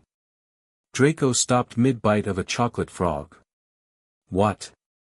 Something's inside him. Something dark. Every time I'm near him, my scar goes off and I can feel something pushing at my occlumency. It's not Quirrell. Quirrell's magical signature is weak, barely above squib level. But whatever's riding him is powerful. Really powerful. You think it's, Draco couldn't say the name. Even after 5 years with Narcissa, who said, the Dark Lord, without flinching, Draco still choked on it. I think it might be. You need to tell Snape. I already sent a message. And I wrote to Mum. And? Snape said he'd investigate. Mum said, Harry pulled out a letter. He'd memorized it but carried it anyway. Trust your instincts. Document everything. Don't engage directly. If it's what I think it is, he can't hurt you yet. He's too weak. But weakness makes things desperate, and desperate things are dangerous. Come home for Christmas. I miss you both. Draco took the letter and read it himself. She underlined, don't engage directly, 3 times. I noticed. You're going to engage directly, aren't you? Probably. Brilliant. I'll start writing my will. Harry spent the next month mapping the castle's secrets. Narcissa had told him about the Room of Requirement, an old black family legend, passed down through generations of Hogwarts students, and he found it on his 3rd try. He discovered the entrance to the 3rd-floor corridor and the 3-headed dog guarding it. He watched Quirrell's movements, noting when the man disappeared, where he went, how his stutter vanished when he thought no one was watching. He also discovered something else: people liked him. This surprised Harry more than anything about Hogwarts. At Grimmauld Place, his world had been small: Narcissa, Draco, Snape, Creature. He'd never had peers his own age except Draco. But at Hogwarts, people gravitated toward him. Not because of the scar, or not just because of the scar, but because Harry listened. Really listened. When Neville Longbottom lost his toad for the 15th time and the other Gryffindors laughed, Harry helped him find it. When Hermione Granger was crying in the bathroom after Ron Weasley called her a nightmare, Harry, who'd been passing by, knocked on the door and asked if she was okay. When a group of older Slytherins cornered a first-year Hufflepuff named Justin Finch Fletchley, Harry stepped between them and said, very calmly, "Walk away." They did, not because Harry was threatening, but because something about the way he stood and the way he looked at them made them not want to find out what happened if they didn't. "You're collecting people," Draco observed, half impressed and half jealous. "Like Mum collects allies." "I'm making friends." "Same thing. You're just nicer about it." Draco wasn't wrong. Harry had inherited Narcissa's talent for reading people and knowing what they needed, but where Narcissa used it for strategic advantage, Harry used it because he remembered what it felt like to be small and scared and alone, and he didn't want anyone else to feel that way. It made him popular in Slytherin, which was unusual. Slytherin didn't do popular. Slytherin did respected and feared. But Harry managed something different. He was liked. Genuinely liked. Even the blood-purist kids, the Knots and Crabs and Goyles, couldn't bring themselves to hate him, because Harry had this infuriating habit of being kind to people who expected cruelty and sharp with people who expected submission. "He's going to be a problem," Snape told Narcissa in a Floo call one night, watching the fire with a complicated expression. "What kind of problem?" "The kind that makes you proud and terrified in equal measure." "He's charismatic, Narcissa. Not the way Lucius is charismatic, all performance and polish. Harry's is real. He makes people want to follow him, and he doesn't even realize he's doing it." "Good. Good. He's 11. He's building a following in Slytherin House. Half the first years follow him around like ducklings. 2 seventh years asked him for advice on their potions essays. Draco is his loyal second. And he's convinced that the defense professor is possessed by the Dark Lord." Silence on Narcissa's end. "Then, is he right?" "I don't know yet." "Possibly. Find out, Severus." "I'm working on it." "Work faster." Quirrell made his move in January. Harry had been tracking the professor's movements, building a pattern. Quirrell went to the third-floor corridor every Thursday night, stayed for approximately 2 hours, then returned to his quarters looking drained and twitchy. Harry mapped the pattern, identified the corridor's protections, the three-headed dog, which responded to music, a series of magical obstacles designed to guard something hidden beneath the castle, and waited. He wrote to Narcissa, "I think there's something hidden in the castle. Something Quirrell wants. I think it's bait." Narcissa wrote back, "For whom?" "Harry, for whatever's inside Quirrell. Dumbledore's testing it. Seeing if it'll make a move." Narcissa, "Then let Dumbledore handle it. Don't engage." "I'm serious, Harry." Harry fully intended to let Dumbledore handle it. He did. But then Quirrell disappeared on a Thursday night and didn't come back, and Snape followed him and didn't come back either, and Harry's scar exploded with pain so intense he fell out of bed and Draco found him on the floor with blood running from his nose. "That's it," Harry gasped, dragging himself up. "Something's happening. Right now." "Harry," Mum said, "I know what Mum said. Get Snape's emergency portkey. The one he gave us. That's for emergencies. What does this look like to you?" They didn't use the portkey. It was keyed to Grimmauld Place, and they didn't need to flee, they needed to act. Instead, Harry grabbed his wand and moved through the castle with Draco on his heels, both of them under a disillusionment charm that Harry had learned from Narcissa's textbooks and practiced until he could cast it wandlessly. They reached the third-floor corridor. The three-headed dog was asleep, someone had left a harp playing. They dropped through the trapdoor, past Devil's Snare. Harry burned it with a precise incendio that would have made Snape proud, past the flying keys. Draco, the better flyer, snatched the right one on his first pass, past the chessboard. Harry sacrificed strategically and efficiently, the way Narcissa played, never losing a piece without gaining position, past the troll, already knocked out, presumably by whoever had come before them, and into the final chamber. Quirrell was standing in front of an ornate mirror, and Snape was on the floor, unconscious and bleeding from a gash on his forehead. Quirrell wasn't stuttering anymore. "Ah," he said, turning. His eyes were wrong, red-tinged, hungry. Mr. Potter. I was hoping you'd come. Were you? Harry said.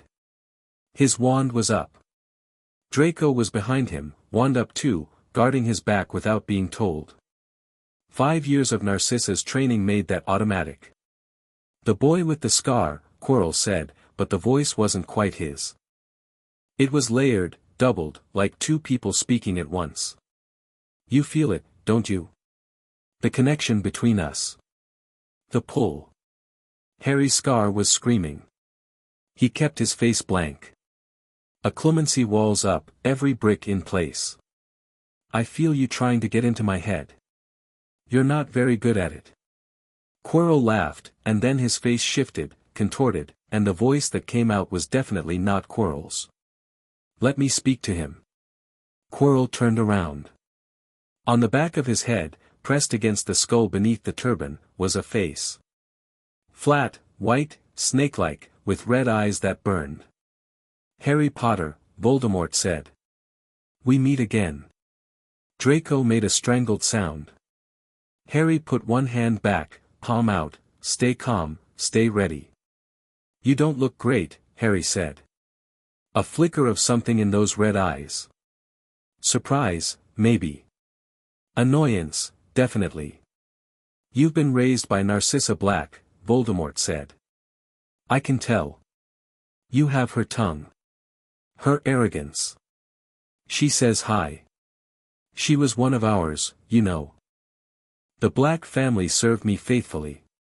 Your precious guardian sat in my drawing room and bowed her head when I entered. People change. People are weak. They follow whoever offers them power or safety. Narcissa chose safety, she chose you, a child, over the greatest wizard who ever lived. A sentimental mistake she will regret. Harry's grip on his wand tightened. Is there a point coming, or do you just like hearing yourself talk? Voldemort's face twisted into something that might have been a smile. The point, boy, is this, she cannot keep you from me. You are mine. We are connected, you and I, in ways that foolish woman cannot understand. I am in your blood. In your scar. In the magic that runs through you. You destroyed my body, and in doing so, you tied yourself to me forever. Sounds like a you problem. It will be hers. When I return, and I will return, boy, do not doubt that, I will come for you first. And I will make her watch. Harry felt the rage then. Not his usual controlled, strategic anger, raw, burning, volcanic. His magic surged, and the mirror behind Quirrell cracked. You won't touch her, Harry said. His voice had dropped. Draco, behind him, took a step back. You won't touch my brother. You won't touch anyone I love. And when you come back, because you're right, you will, I'm not stupid, I'll be ready. Voldemort studied him. You believe that? I know it. Such confidence. Such fire. The red eyes narrowed. You remind me of myself. Don't insult me. Harry attacked. Not with a spell, Narcissa had taught him that the best first move was the one your opponent didn't expect.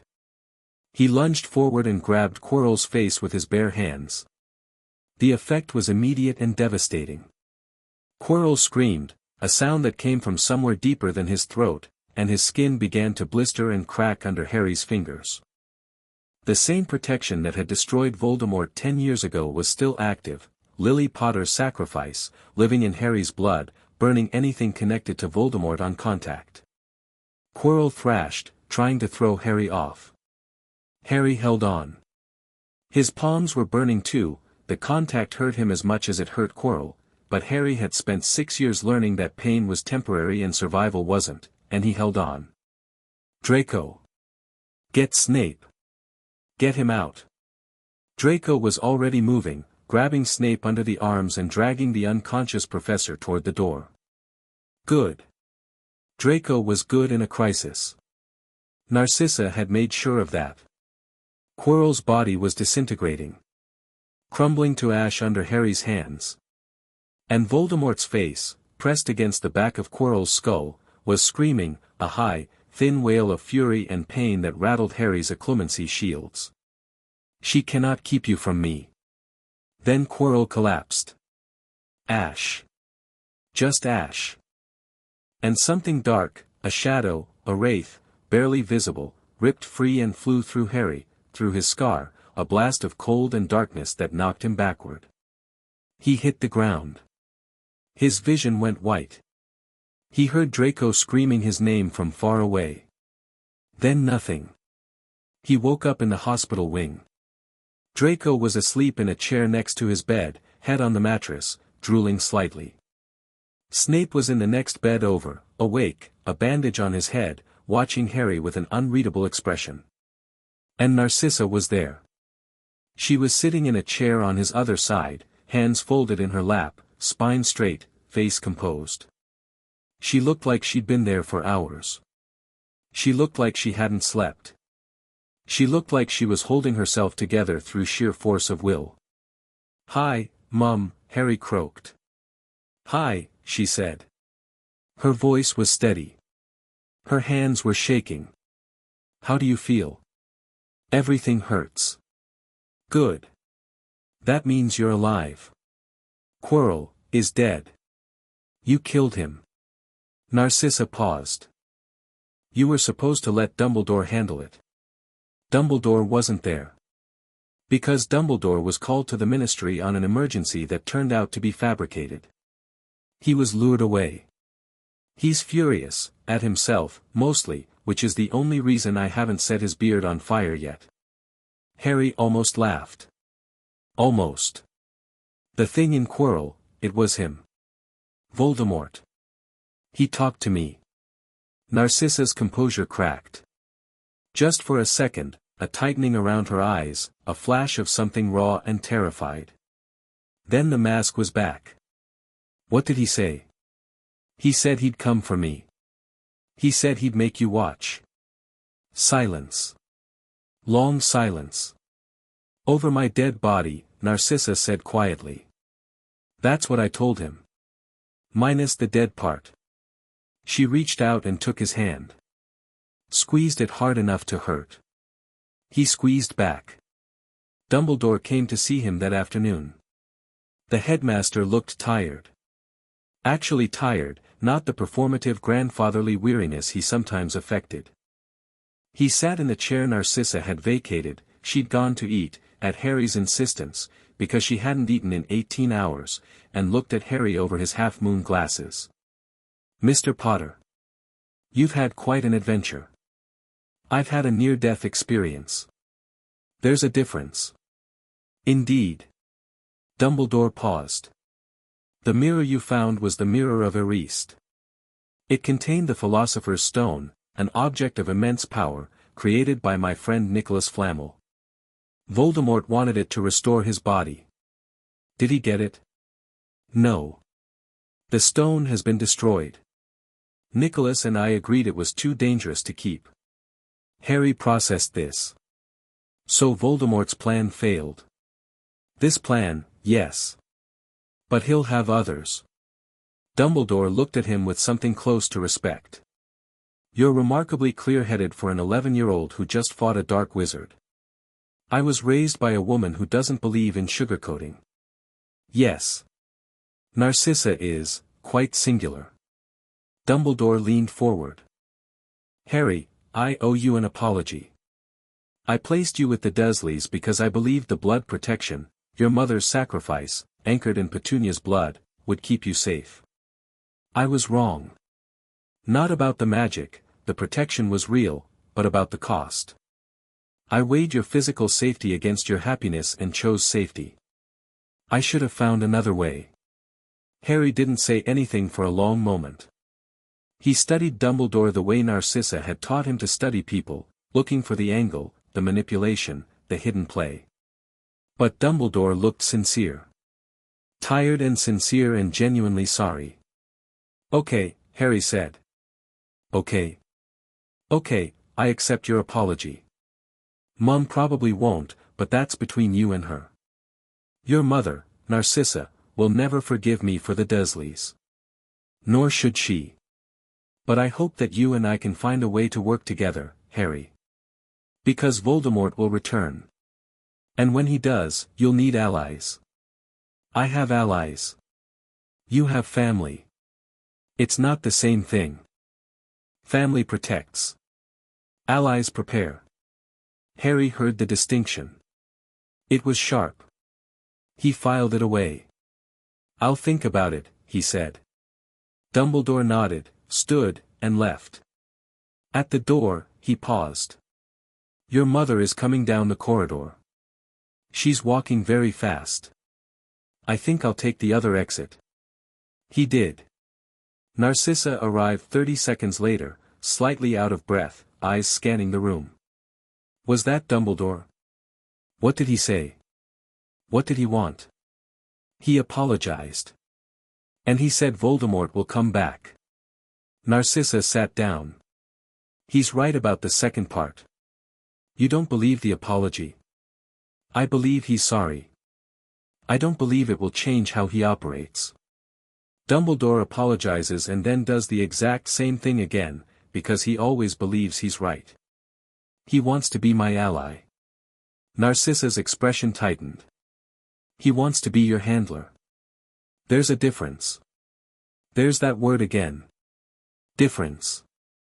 Because differences matter, Harry. The space between similar things is where people get hurt. She pulled a blanket up to his chin, the way she'd done when he was 7 and sleeping in closets, and Harry let her, because he was 11 and his hands were still bandaged from burning a man alive and he wanted his mum. Narcissa took the diary to Snape that summer.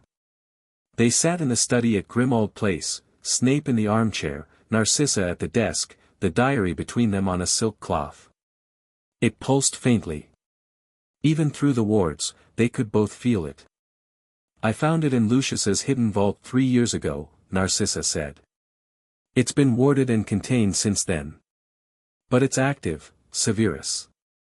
I can feel it trying to reach out. Snape leaned forward. He didn't touch the diary, but he moved his wand over it in a diagnostic pattern, muttering under his breath. The tip of his wand glowed sickly green, then black. Soul magic, he said. I know. This isn't just dark magic, Narcissa. This is, he stopped. Looked at her. Have you heard the term Horcrux? The word landed like a stone in still water. I've read about them. Theoretically. In the Black Library's restricted section. Narcissa's voice was carefully level. An object containing a piece of a wizard's soul. Created through murder. A tether to immortality. Then you understand what this means. It means the Dark Lord tore his soul apart and put a piece of it in a diary. It means he can't truly die while this exists. She paused. It means there might be more. Snape was quiet for a long time. The diary pulsed between them like a diseased heart. There's something else, Snape said finally. His voice had changed, careful now, the way he sounded when he was about to deliver bad news. Something I've suspected for years and never had the courage to investigate. Tell me. Harry's scar. Narcissa went very still. The connection between Harry and the Dark Lord, the pain, the visions, the sensitivity to dark magic. It's not just a curse scar. I believe, and Dumbledore suspects, I think, though he hasn't said it outright, that when the Dark Lord tried to kill Harry and the curse rebounded, a piece of his soul was sheared off and embedded in the nearest living thing. The room was silent except for the fire.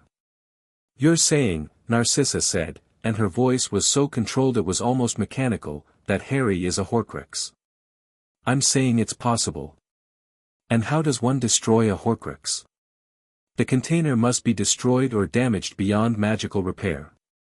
For objects, fiendfire, or basilisk venom. For a living host, no. Narcissa, no. I will not accept that. Find another way. There may not be, then make one. She stood. Her chair scraped back across the floor. Her magic was leaking, the candles flickered, the curtains stirred, the diary on the desk began to vibrate. He is not going to die, Severus. Not for a prophecy. Not for the greater good. Not for anything. I will tear the soul out of him with my bare hands before I let him die. Snape looked at her, really looked at her, the way he rarely looked at anyone, and said, very quietly, "You sound like Lily." That stopped her cold. Lily stood between the Dark Lord and her son and refused to step aside, Snape said. She had every chance to live. He gave her a choice. She refused. She died rather than let him have Harry. He paused. You would have done the same. I would have killed him before he got to the nursery. That too. Snape almost smiled. Almost. We'll find another way. I'll research. You research. We don't tell Harry. Not yet. Agreed. And Narcissa? The diary needs to be destroyed. Immediately. She nodded. She took the diary to the basement of Grimmauld Place, placed it in a containment circle, and cast fiendfire. The diary screamed when it burned. A thin, high shriek that sounded like a 16-year-old boy being murdered. Black smoke poured from it, forming a face, handsome, young, furious, that clawed at the air before dissolving. Narcissa watched it burn until there was nothing left but ash and the smell of something rotten. One down. She didn't know how many more to go. But she'd find out. She went upstairs and found Harry and Draco playing chess in the sitting room and stood in the doorway watching them laugh about something and pressed her hand against the doorframe until her knuckles ached. She would not let him die. She would find another way. She would break magic itself if she had to. Harry's second year at Hogwarts was supposed to be quieter. It wasn't. The diary was destroyed, which meant Ginny Weasley was never possessed, which meant the Chamber of Secrets was never opened through that particular avenue. But Voldemort had contingencies. He always had contingencies. The wraith that had fled Quirrell's body was somewhere in the world, clinging to existence, reaching out to anyone susceptible enough to be used. It found one. Marcus Belby was a seventh-year Ravenclaw with mediocre grades, no friends, and a desperate hunger for recognition. He'd been overlooked his entire school career, too average for special attention, too proud to accept his averageness.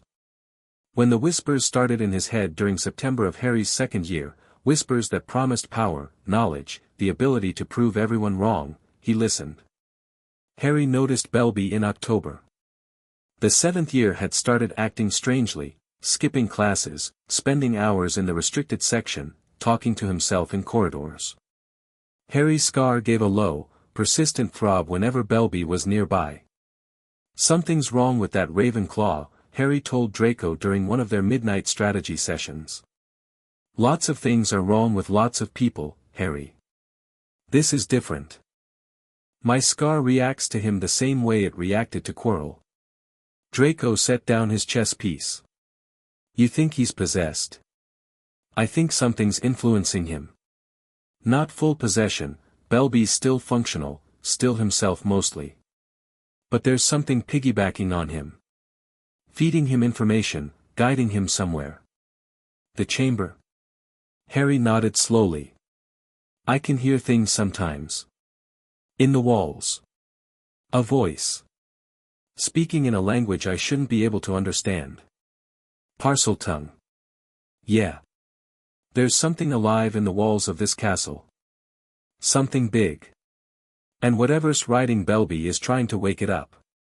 Harry went to Snape. Snape went to Dumbledore. Dumbledore was concerned but cautious. He didn't want to move against Belby without proof, because accusing a student of possession would cause panic. We don't have time for caution, Harry told Snape in frustration. Belby's getting worse. I saw him in the second-floor bathroom talking to a sink in Parseltongue. How do you know it was Parseltongue? Because I understood every word. He was saying, open. Snape's face drained of color. The entrance. They moved fast after that, but not fast enough. Belby opened the chamber on a Thursday night. The basilisk woke up.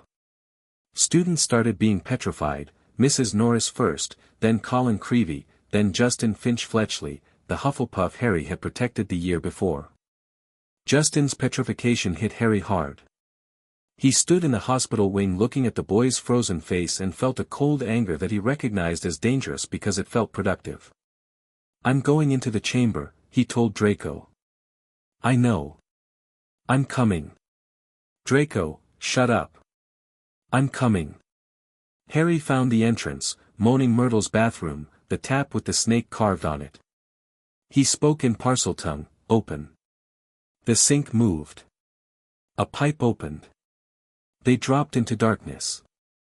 The Chamber of Secrets was enormous, a long, vaulted hall with stone serpents carved into the pillars and water running along channels in the floor.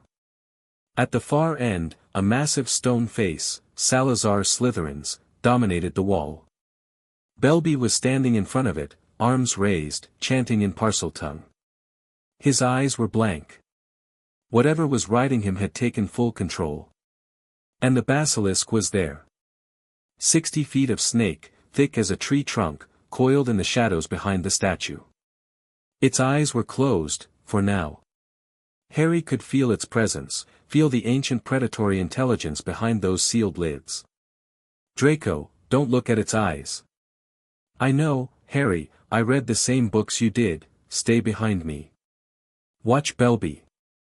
If he moves toward us, stun him." "What are you going to do?" "Talk to it." Harry stepped forward. The basilisk stirred.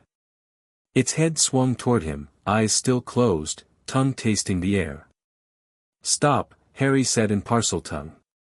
The basilisk paused. Belby's chanting faltered. The voice that came from his mouth was layered and wrong, the same doubling Harry had heard from Quirrell. "You cannot command it, boy. It serves me." "I'm not commanding it," Harry said, still in Parseltongue, ignoring Belby entirely. He was speaking to the snake. "I'm asking. You've been down here for 1,000 years. Alone. Sleeping. Is this what Slytherin wanted for you? To be a weapon for a parasite wearing a student's body?" The basilisk's head tilted. It was listening. "I'm an heir too," Harry said. "I speak your language. I can open this chamber. But I'm not going to use you. I'm going to give you a choice. Go back to sleep. Or fight me. But you don't take orders from whatever is wearing that boy like a suit." Long silence. The basilisk's forked tongue tasted the air again. Then, slowly, it turned its head toward Belby. The voice from Belby shrieked, "Kill him. I command you." The basilisk opened its eyes. Not toward Harry. Toward Belby. The full petrifying gaze hit the possessed student, and Belby went rigid and crashed to the floor, frozen solid. The possession, whatever fragment of Voldemort had been riding him, shattered on impact. A wisp of dark smoke rose from Belby's body and dissipated with a thin wail. The basilisk closed its eyes again. Its massive head turned back to Harry. "Speaker," it said, the word resonating through the chamber. "You are different from the last one." "I'd like to think so. I will sleep. But remember, little speaker, I choose this. Not you. Understood?" The basilisk withdrew into the depths behind Slytherin's statue. The chamber fell silent. Draco was standing behind Harry with his wand up and his mouth hanging open. "Did you just negotiate with a basilisk?" "I asked it to make a choice. It made one. You negotiated with a basilisk. Can we leave? This place is creepy." They levitated Belby's petrified body out of the chamber and up through the pipe. Snape met them at the entrance. He'd been pacing outside the bathroom, unable to follow because the entrance required Parseltongue to open. He looked at the petrified student, then at Harry, then at Draco. "I assume there's a basilisk down there." "Yes. And it's alive." "Yes. And you spoke to it. We've established the Parseltongue thing, Professor. Snape closed his eyes. Opened them. Your mother is going to murder me. Narcissa arrived at Hogwarts within the hour. Harry didn't know how she'd found out so fast. He suspected Snape had sent a Patronus the moment they'd emerged from the chamber. She came through the flue in Snape's office with fire in her eyes and ash on her robes and a look on her face that made every portrait in the corridor lean away from her. She found Harry in the hospital wing, where Madame Pomfrey was checking him for curses, poison, and what she called general foolishness. Narcissa walked in, saw Harry, and stopped. Her eyes went over every inch of him, checking for damage, for injury, for anything wrong. Finding nothing, she crossed the room in 4 strides and pulled him into a hug that was more like a tackle. You went into the Chamber of Secrets. Yes. You faced a basilisk. Technically, I had a conversation with a basilisk. You could have been killed. But I wasn't. She pulled back and held him at arm's length. Her grip on his shoulders was just short of painful. Her eyes were bright and fierce and terrified. I told you not to engage directly. You told me that about Quirrell. You didn't specifically mention basilisks. Harry. Mum. I'm okay. Draco's okay. Belby's petrified but he'll recover. The basilisk is sleeping. It's handled. She stared at him. Then she turned to Snape, who was lingering in the doorway looking like he wished he could apparate through the floor. Severus. A word. Narcissa, I tried to stop him, a word. They had words. Many words. Harry could hear Narcissa's voice through 2 closed doors, which was impressive given that she almost never raised it. When she came back, Snape was walking behind her with the expression of a man who had been thoroughly and efficiently destroyed. But she was calm. The fire had burned down to embers. I spoke with Dumbledore, she told Harry. The basilisk will be left alone for now. Dumbledore agrees that killing it is too risky while it's not actively threatening anyone, and your agreement with it seems to be holding. Belby will be treated and monitored. The chamber will be sealed. And the thing that possessed him? Gone. Dispersed. But it was Voldemort's influence, a fragment of his wraith, reaching out from wherever he's hiding. He's getting stronger, Harry. More desperate. He couldn't possess Belby the way he possessed Quirrell. He didn't have enough strength for full possession, but the fact that he could influence someone at all means he's rebuilding. So we need to move faster. We need to be smarter. Speed without strategy is just panic. She sat on the edge of his bed. Took his hand. I'm proud of you, she said quietly. And I am terrified of you. Both at the same time. Mum, you walked into a room with the most dangerous creature in this castle and talked it down. You're 12 years old. When I was 12, I was learning which fork to use at formal dinners. She paused. You're already better than I was. And that scares me because the enemies you'll face won't be basilisks. They'll be smarter. They'll be crueler. And they won't give you a chance to talk. Harry squeezed her hand. Then I won't give them a chance either.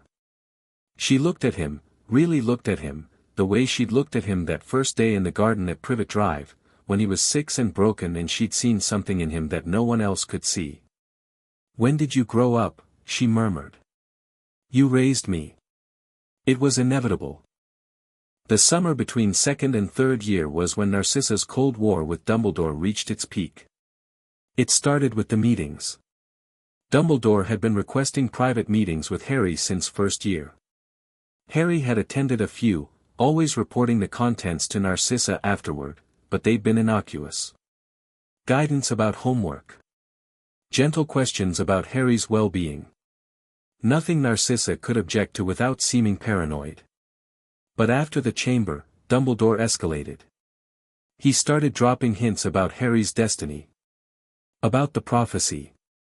About things Harry would need to understand when the time came.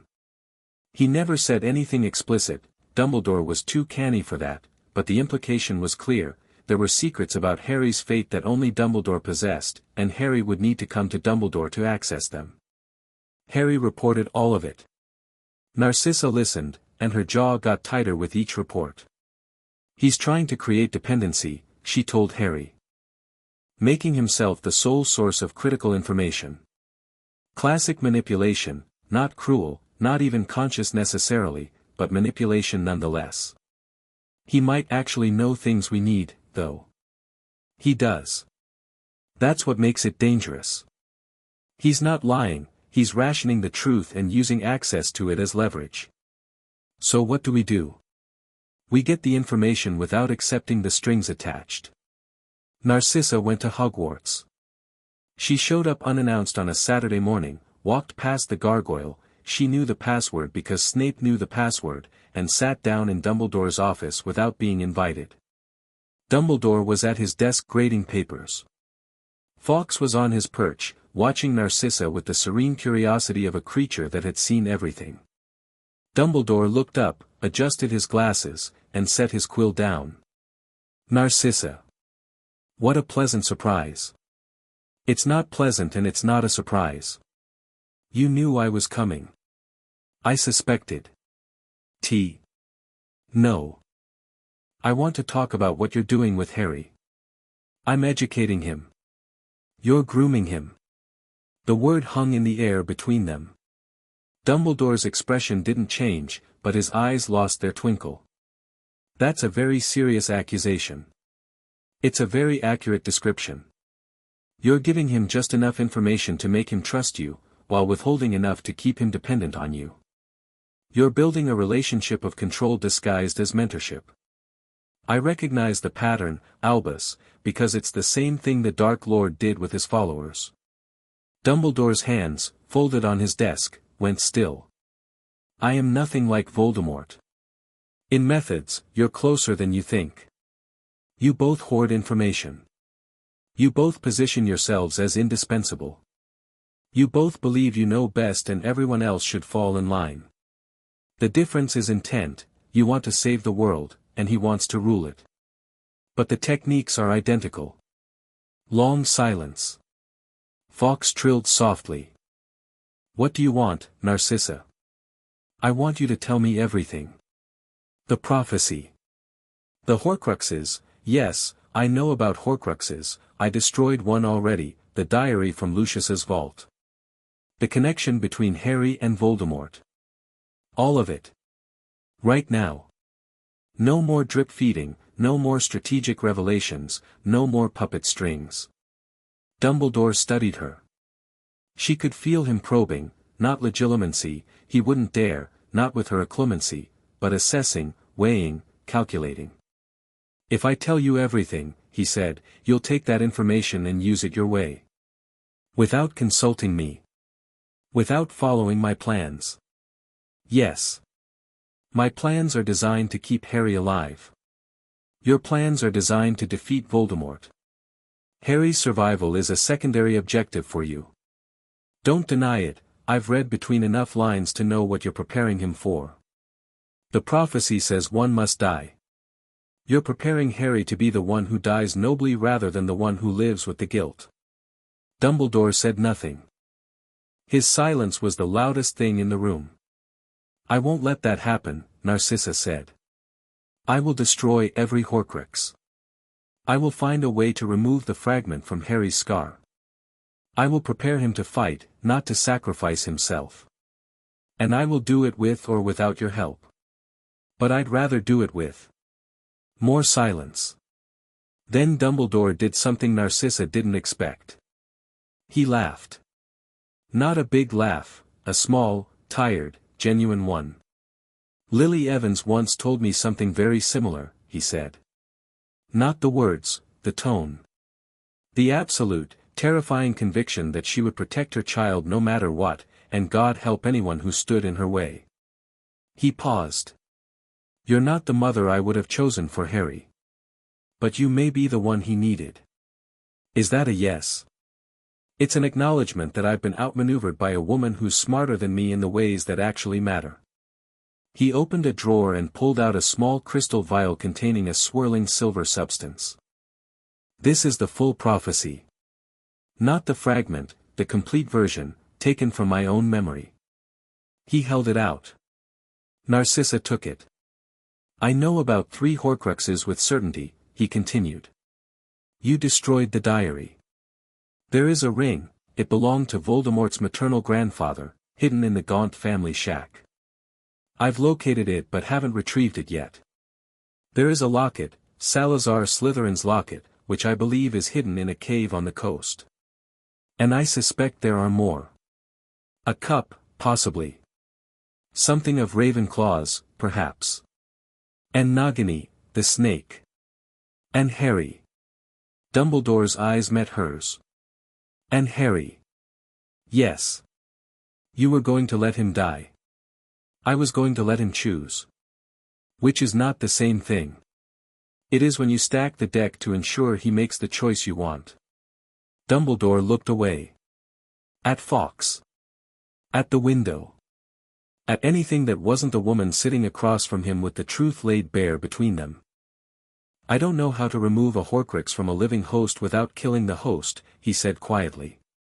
I've researched it for years. The answer is always the same. Then you haven't looked hard enough. I'll find a way. You say that with such certainty. Because the alternative is unacceptable. Dumbledore nodded slowly. Then we work together. Not as allies, I don't think you and I will ever be allies. But as people who want the same boy to survive, even if we disagree on everything else. Narcissa stood. She pocketed the prophecy vial. I'll take the ring. Give me the location. Narcissa, the ring is protected by extremely dangerous, give me the location. He gave her the location. She left his office. At the door, she paused. Albus. If you ever try to use Harry as a chess piece again, I won't argue with you in your office. I'll burn the board. She left. Dumbledore sat alone for a long time. Remarkable woman, he murmured to Fawkes. Fawkes trilled agreement. Narcissa did not go after the ring immediately. She was many things, but stupid wasn't one of them. Instead, she went home and spent 2 weeks researching the Gaunt family, the likely curse protections on the ring, and the specific dark magic Voldemort favored for guarding his treasures. Then she went after Sirius. He'd been in Azkaban for 11 years. 11 years for a crime he didn't commit, the betrayal of James and Lily Potter, the murder of Peter Pettigrew and 12 Muggles. Narcissa had suspected the truth for years, she knew the Black family, knew Sirius's character even if she disapproved of most of it, and the story had never added up. Sirius was many things, reckless, arrogant, infuriatingly Gryffindor, but he wasn't a traitor. Not to James Potter. Never to James. She'd been building a case. Quietly, carefully, through legal channels and political pressure and the steady accumulation of evidence. She knew Peter Pettigrew was alive, Snape had confirmed it through Death Eater contacts. She knew Pettigrew was hiding in his animagus form. She knew where. But she needed more before she could move on Sirius. She needed the timing to be right. And now, with Voldemort's return growing more certain and the war escalating, the timing was right. First, she needed to catch a rat. The intelligence came from Draco, of all people. Draco, who had been cultivating connections across all 4 houses with the social skill Narcissa had taught him, mentioned over Christmas break that Ron Weasley's pet rat, Scabbers, had been in the family for 12 years, which was about 9 years longer than any rat should live. 12 years, Narcissa said, setting her teacup down very precisely. 12 years. The same 12 years Sirius has been in Azkaban. I mean, it's probably just a magical rat, it's not a magical rat. How do you, Peter Pettigrew was an unregistered animagus. His form was a rat. He faked his own death 12 years ago by cutting off his own finger, killing 12 Muggles to cover his escape, and framing Sirius Black. And he's been hiding as a pet rat in a wizarding family ever since. Draco stared at her. That's actually kind of clever. It's pathetic. It's hiding while an innocent man rots in prison. But yes, tactically, it's not the worst plan. So what do we do? We catch a rat. Narcissa contacted Snape. Snape, who despised both Sirius Black and Peter Pettigrew for different reasons, Sirius for the schoolyard torment, Pettigrew for being a sniveling coward who'd gotten Lily killed, agreed to help with visible reluctance and invisible determination. They planned the operation for the first week of summer, when the Weasley family would be at the Burrow and off guard. Narcissa assembled a small team, herself, Snape, and, over Snape's violent objections, Sirius Black. Getting Sirius out of Azkaban was a separate operation entirely. Narcissa didn't break him out, that would have made him a fugitive. Instead, she filed a motion with the Wisengamot for emergency review of his case, citing new evidence, Pettigrew's continued survival, confirmed by multiple sources, and the lack of a trial. Barty Crouch Sr. had thrown Sirius in Azkaban without one, in the chaos after Voldemort's fall. Amelia Bones, head of magical law enforcement and the only person in the ministry Narcissa truly respected, reviewed the motion and went white. He never had a trial. No. That's a violation of everything, yes. I have a list. Bones pushed the emergency review through in 3 days. The Wisengamot granted a temporary release pending investigation. Narcissa went to Azkaban personally to retrieve Sirius. She'd never been to Azkaban. The Dementors pressed against her clemency shields, dragging up her worst memories, Bellatrix's laughter, the Dark Lord's red eyes, Harry's face in that garden, bruised and blank, and she shoved them back with the focused fury of a woman who had too much to do to be debilitated by depression. Sirius was in a cell on the top floor. He was barely recognizable, gaunt, wild-haired, hollow-eyed. 12 years of Dementors had stripped him to bone and sinew and rage. He looked at Narcissa standing outside his cell and laughed. Sissy. Never thought I'd see you here. Don't call me Sissy. Still a snob. Good. That means I'm not hallucinating. Get up. You're being released. Temporarily. I need your help. With what? Catching the man who killed your best friends. Sirius stopped laughing. His eyes, gray, black family eyes, same as Narcissa's, went sharp and clear and deadly. Tell me everything, he said. The operation at the Burrow was surgical. They went at night, Narcissa, Snape, and Sirius, who was cleaned up, fed, and functioning on the manic energy of a man with 12 years of revenge to deliver. Narcissa had considered warning the Weasleys in advance, but decided against it, too much risk of Pettigrew being alerted and fleeing. They apparat to the edge of the Burrow's property line. The house was dark. The Weasleys were sleeping. The rat sleeps with the youngest boy, Narcissa said. Ronald. 3rd floor, 2nd room on the left. How do you know that? Sirius asked. Draco made friends with Ron's brothers. The twins are surprisingly informative when you offer them prototype Zonko's products. Snape went in first, a disillusionment charm making him effectively invisible. He climbed the stairs, entered Ron's room, located the sleeping rat on Ron's pillow, and cast a silent stunner. The rat dropped. Snape scooped it up, brought it downstairs, and set it on the kitchen table. Narcissa cast the Animagus reversal spell. The rat expanded, shifted, reformed, and suddenly Peter Pettigrew was lying on the Weasleys' kitchen table. A small, balding, rat-faced man with watery eyes and a missing finger, twitching in his stunned sleep. Sirius made a sound. Not a word, a raw, guttural noise that came from somewhere primal. He lunged forward. Narcissa caught his arm. Not yet. He killed them, he'll answer for it. Legally. Publicly. So that everyone knows the truth. If you kill him now, you're still a murderer in the public eye. Use your head. Sirius was shaking. Every muscle in his body was taut, vibrating with the need to wrap his hands around Pettigrew's throat. But he heard Narcissa. He pulled back. "Bind him," Narcissa told Snape. Snape conjured ropes. Then additional ropes. Then chains. Then a magical suppression collar. "Just to be thorough," he said, looking at Pettigrew with undisguised loathing. The noise had woken the household.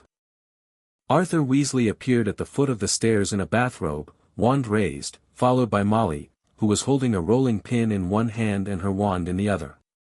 "What in Merlin's, is that?" Severus Snape. "In my kitchen." "Mr. Weasley," Narcissa said calmly. "Mrs. Weasley. Apologies for the intrusion. I'm Narcissa Black. You may know me as, the woman who divorced Lucius Malfoy and took Harry Potter." "Yes, I know who you are." Molly's eyes narrowed. "What are you doing in my house at 3 a.m? Your son's pet rat is Peter Pettigrew." Silence. Arthur and Molly looked at the bound man on their kitchen table. That's not possible," Arthur began. "He's been a rat for 12 years. An unregistered animagus. He's the one who betrayed the Potters. He killed 12 muggles. He framed Sirius Black." Narcissa gestured to Sirius, who was standing in the shadows looking half feral. "Who has been in Azkaban for 12 years for crimes this man committed." Molly's rolling pin clattered to the floor. She stared at Pettigrew, then at the stairs where her children were sleeping. "That thing was in my son's bed. I understand you're upset. That monster has been sleeping next to my Ronald for," Molly's voice hit a pitch that made Snape wince. She spun on Arthur. "I told you that rat was unnatural. I told you no rat lives that long.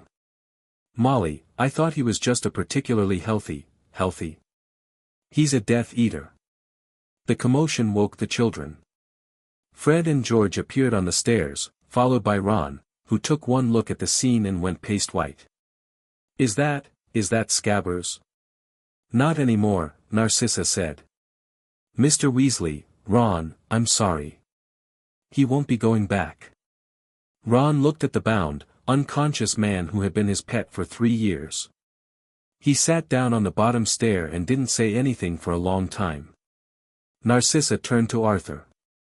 "I need to take him to the ministry. Amelia Bones is expecting him." "Expecting? You planned this?" "I plan everything, Mr. Weasley." Arthur looked at Narcissa, then at Sirius, then at the bound Pettigrew. He was a kind man, a decent man, and he was trying very hard to process the fact that an international fugitive had been living in his son's bedroom. "Go," he said. "Take him." And Narcissa, "Yes. Thank you. For finding him. Even if your methods are aggressive. I was going to say terrifying, but sure." Narcissa almost smiled.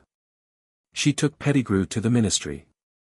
Bones handled the rest: interrogation under Veritaserum, full confession, public announcement.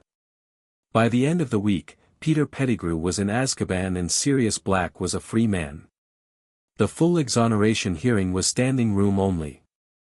Sirius stood in the center of the Wizengamot chamber looking like a man who'd been dragged back from the dead, because he had, essentially.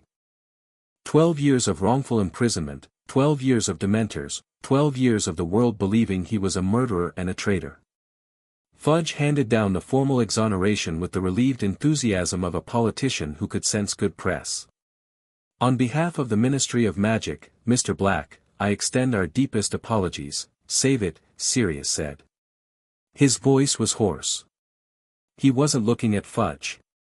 He was looking at the gallery, where Harry was sitting between Narcissa and Draco. Harry met his godfather's eyes. Sirius's face crumbled, not dramatically, not with sobs, but with the quiet, devastating dissolution of a man who was seeing the last piece of James Potter for the first time in 12 years. After the hearing, Narcissa brought Sirius back to Grimmauld Place. He walked through the door of his childhood home and stopped. She'd changed it, cleaned it, redecorated it, filled it with light and warmth, but the bones were the same. The house where he'd grown up miserable, where his mother had screamed blood purity slogans at the walls, where he'd been burned off the family tapestry for daring to be different. "You live here," Sirius said. "Not a question. I claimed it after the divorce. As the closest free black. My house." Narcissa met his eyes. "Our house. If you'll have us." Sirius looked around. Saw Harry's shoes by the door. Draco's broomstick leaning against the wall. A knitted blanket on the sofa that Narcissa had definitely not made herself but had been there long enough to look lived in. "You made it a home," Sirius said quietly. "I never thought anyone could make this house a home. I had motivation." Harry came down the stairs. He'd changed out of his Wisengamot formal robes into a t-shirt and jeans, and he looked like what he was, a 13-year-old boy meeting his godfather properly for the first time. "Hi," Harry said. "Hi," Sirius said. They looked at each other. And then Sirius crossed the room and hugged Harry, and it wasn't graceful or composed or anything Narcissa would have orchestrated. It was messy and tight and desperate, and Sirius was crying, and Harry was holding onto him like an anchor. "You look like James," Sirius choked. "You look so much like James. But your eyes, my mum's eyes." "Yeah. Both of them." Sirius pulled back, hands on Harry's shoulders, tears running freely down his face. "Both your mums." Narcissa, standing in the doorway, felt something complicated and painful. Something she recognized as jealousy, even though she knew it was irrational, even though she knew Harry had room for more than one person in his life. She'd been his whole world for 7 years. Now the world was getting bigger. It was what she'd wanted. It was what was right. It still hurt. She turned to go to the kitchen, to give them space, to make tea, to do something useful with the feeling clawing at her chest, and Harry's voice stopped her. "Mom. Come here." She turned back. Harry was holding out his hand.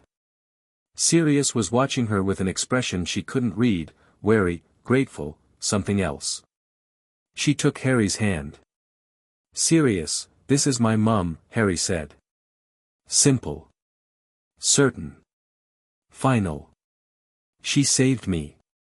Sirius looked at Narcissa. Whatever he'd been planning to say, whatever territorial, Gryffindor claim he'd been preparing, died on his tongue. He nodded. "Thank you," he said. 2 words. The heaviest 2 words Narcissa had ever received. "You're welcome," she said. "Now sit down. You look terrible. When did you last eat?" Define eat. Real food. Not prison slop. Then. 1981. Narcissa called Creature. Full dinner. Everything in the kitchen. He needs feeding up. Creature appeared, saw Sirius, and his face went through 17 different emotions in 3 seconds. "Master Sirius is home." "Don't get emotional, Creature." Creature is not emotional, Creature is appalled that Master Sirius is so thin. Creature disappeared to cook what turned out to be a 7-course meal. Sirius ate all of it. Harry sat next to him and told him about Hogwarts, about Slytherin, about the Basilisk, about Narcissa's training, about Draco, about everything. Sirius listened like a man dying of thirst who'd been handed water. And Narcissa watched from across the table and slowly, grudgingly, let the jealousy go. Because Harry was happy. Happier than she'd seen him, the last piece of his puzzle clicking into place. He had a mother, a brother, and now a godfather. He had a family. She'd built that. Whatever else happened, she'd built that. The alliance between Narcissa and Sirius was rocky, loud, and ultimately unshakable. They disagreed about everything. Narcissa thought Sirius was reckless and emotionally unstable. Sirius thought Narcissa was controlling and cold. Narcissa wanted Harry trained for war. Sirius wanted Harry to have fun. Narcissa strategized 3 moves ahead. Sirius charged headfirst into whatever was in front of him and figured it out later. They argued constantly, about Harry's schedule, about what he should be told, about security measures, about whether Draco was spoiled, about whether Sirius should be allowed to teach Harry to ride a motorcycle. Absolutely not, said Narcissa. Obviously yes, said Sirius. Harry learned anyway. But underneath the arguments was a shared foundation that neither of them could deny. They would both die for that boy, and they both knew it about the other. It was Sirius who finally made Narcissa talk about the thing she'd been avoiding. They were sitting in the kitchen at Grimmauld Place after the boys had gone to bed. Sirius was drinking butterbeer. Narcissa was drinking tea because she didn't drink when she needed to think, and she always needed to think. Dumbledore told me about the Horcruxes, Sirius said. Narcissa set her cup down. He told me about Harry, Sirius continued. His voice was steady, but his hands weren't. About the scar. What did he tell you? That there's a piece of Voldemort's soul in Harry's head. That it might need to be destroyed. That destroying it might, he stopped. Swallowed. He thinks Harry might have to die, Narcissa. Harry is not going to die. That's not what I asked. I asked what Dumbledore told you. Dumbledore told me the same thing he told you. And I told him the same thing I'm telling you, Harry is not going to die. I will find another way. And if there isn't another way, then I'll make one. Sirius looked at her for a long time. You really believe that? I have to believe it. Because the alternative is giving up, and I don't know how to do that. You know, when I first heard about you, about what you did, taking Harry from the Dursleys, fighting Dumbledore, divorcing Lucius, I thought you were doing it for political reasons. Malfoy-style maneuvering. Using the boy who lived for status. And now? Now I think you're the scariest person I've ever met. Because you're not doing it for power or status or ideology. You're doing it because you love him. Pure, terrifying, no-limits love. The kind that makes people dangerous. Is there a compliment in there somewhere? Yeah. It's the same kind of love James and Lily had. They'd have burned the world for Harry too. He paused. They'd have been glad it was you. Narcissa didn't respond. She picked up her tea and drank it, and if her hand trembled slightly, neither of them mentioned it. Lucius made his move in September. Harry was back at Hogwarts for third year. Narcissa was at Grimmauld Place with Sirius, coordinating the next phase of the Horcrux hunt, the ring and the locket, both still out there. And Lucius Malfoy, who had spent 2 years licking his wounds and rebuilding his network, decided to take his son back. The attempt was clumsy. Lucius had never been as clever as he thought he was, and desperation had eroded what cunning he had. He sent 2 associates, Crabbe Sr. and Goyle Sr., barely functional without direct orders, to Hogsmeade during a student visit, intending to grab Draco and Portkey out. Harry spotted them first. He'd been trained to scan crowds, to identify threats, to notice things that didn't belong, and 2 heavy-set men in 2 new robes loitering near the shrieking shack definitely didn't belong. Draco. Don't look now. 2 o'clock. Crabbe and Goyle's dads. Draco looked. I said don't look. Sorry, reflex. What are they doing here? Nothing good. Stay close to me. They moved through the village, but Crabbe and Goyle followed, badly. When the 2 men finally made their move, stepping out from behind the 3 broomsticks, wands drawn, Harry was ready. Draco Malfoy, Goyle Sr. grunted.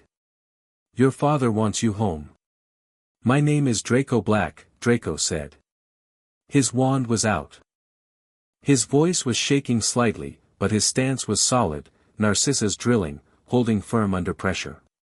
Tell my father I said no. Wasn't a request, boy. Crabbe Sr. fired a stunner at Draco.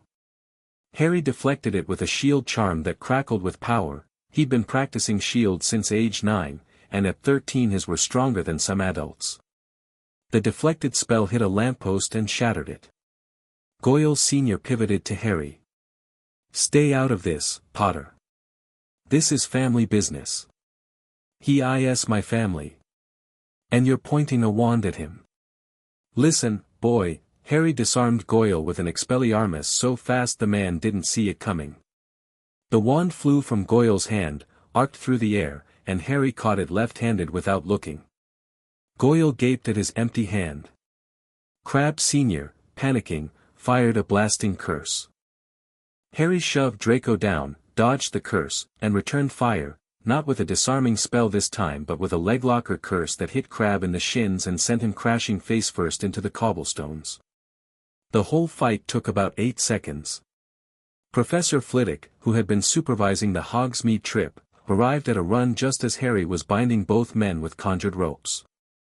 The tiny professor looked at the scene, 2 adult Death Eaters, bound and groaning, disarmed by a 13-year-old, and his eyebrows climbed so high they disappeared into his hair. "Mr. Potter. Would you care to explain?" "They tried to kidnap my brother, Professor." Flitwick looked at the bound men. Then at Harry. Then at the wand Harry was holding in his off-hand, Goyle's wand, still crackling faintly. "Well," Flitwick said.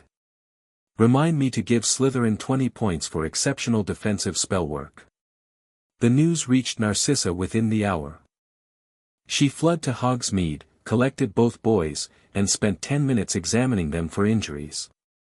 Finding none, she turned her attention to Crabbe and Goyle, who were being held in the 3 Broomsticks back room by Aurors. "Who sent you?" she asked. They didn't answer. They didn't need to.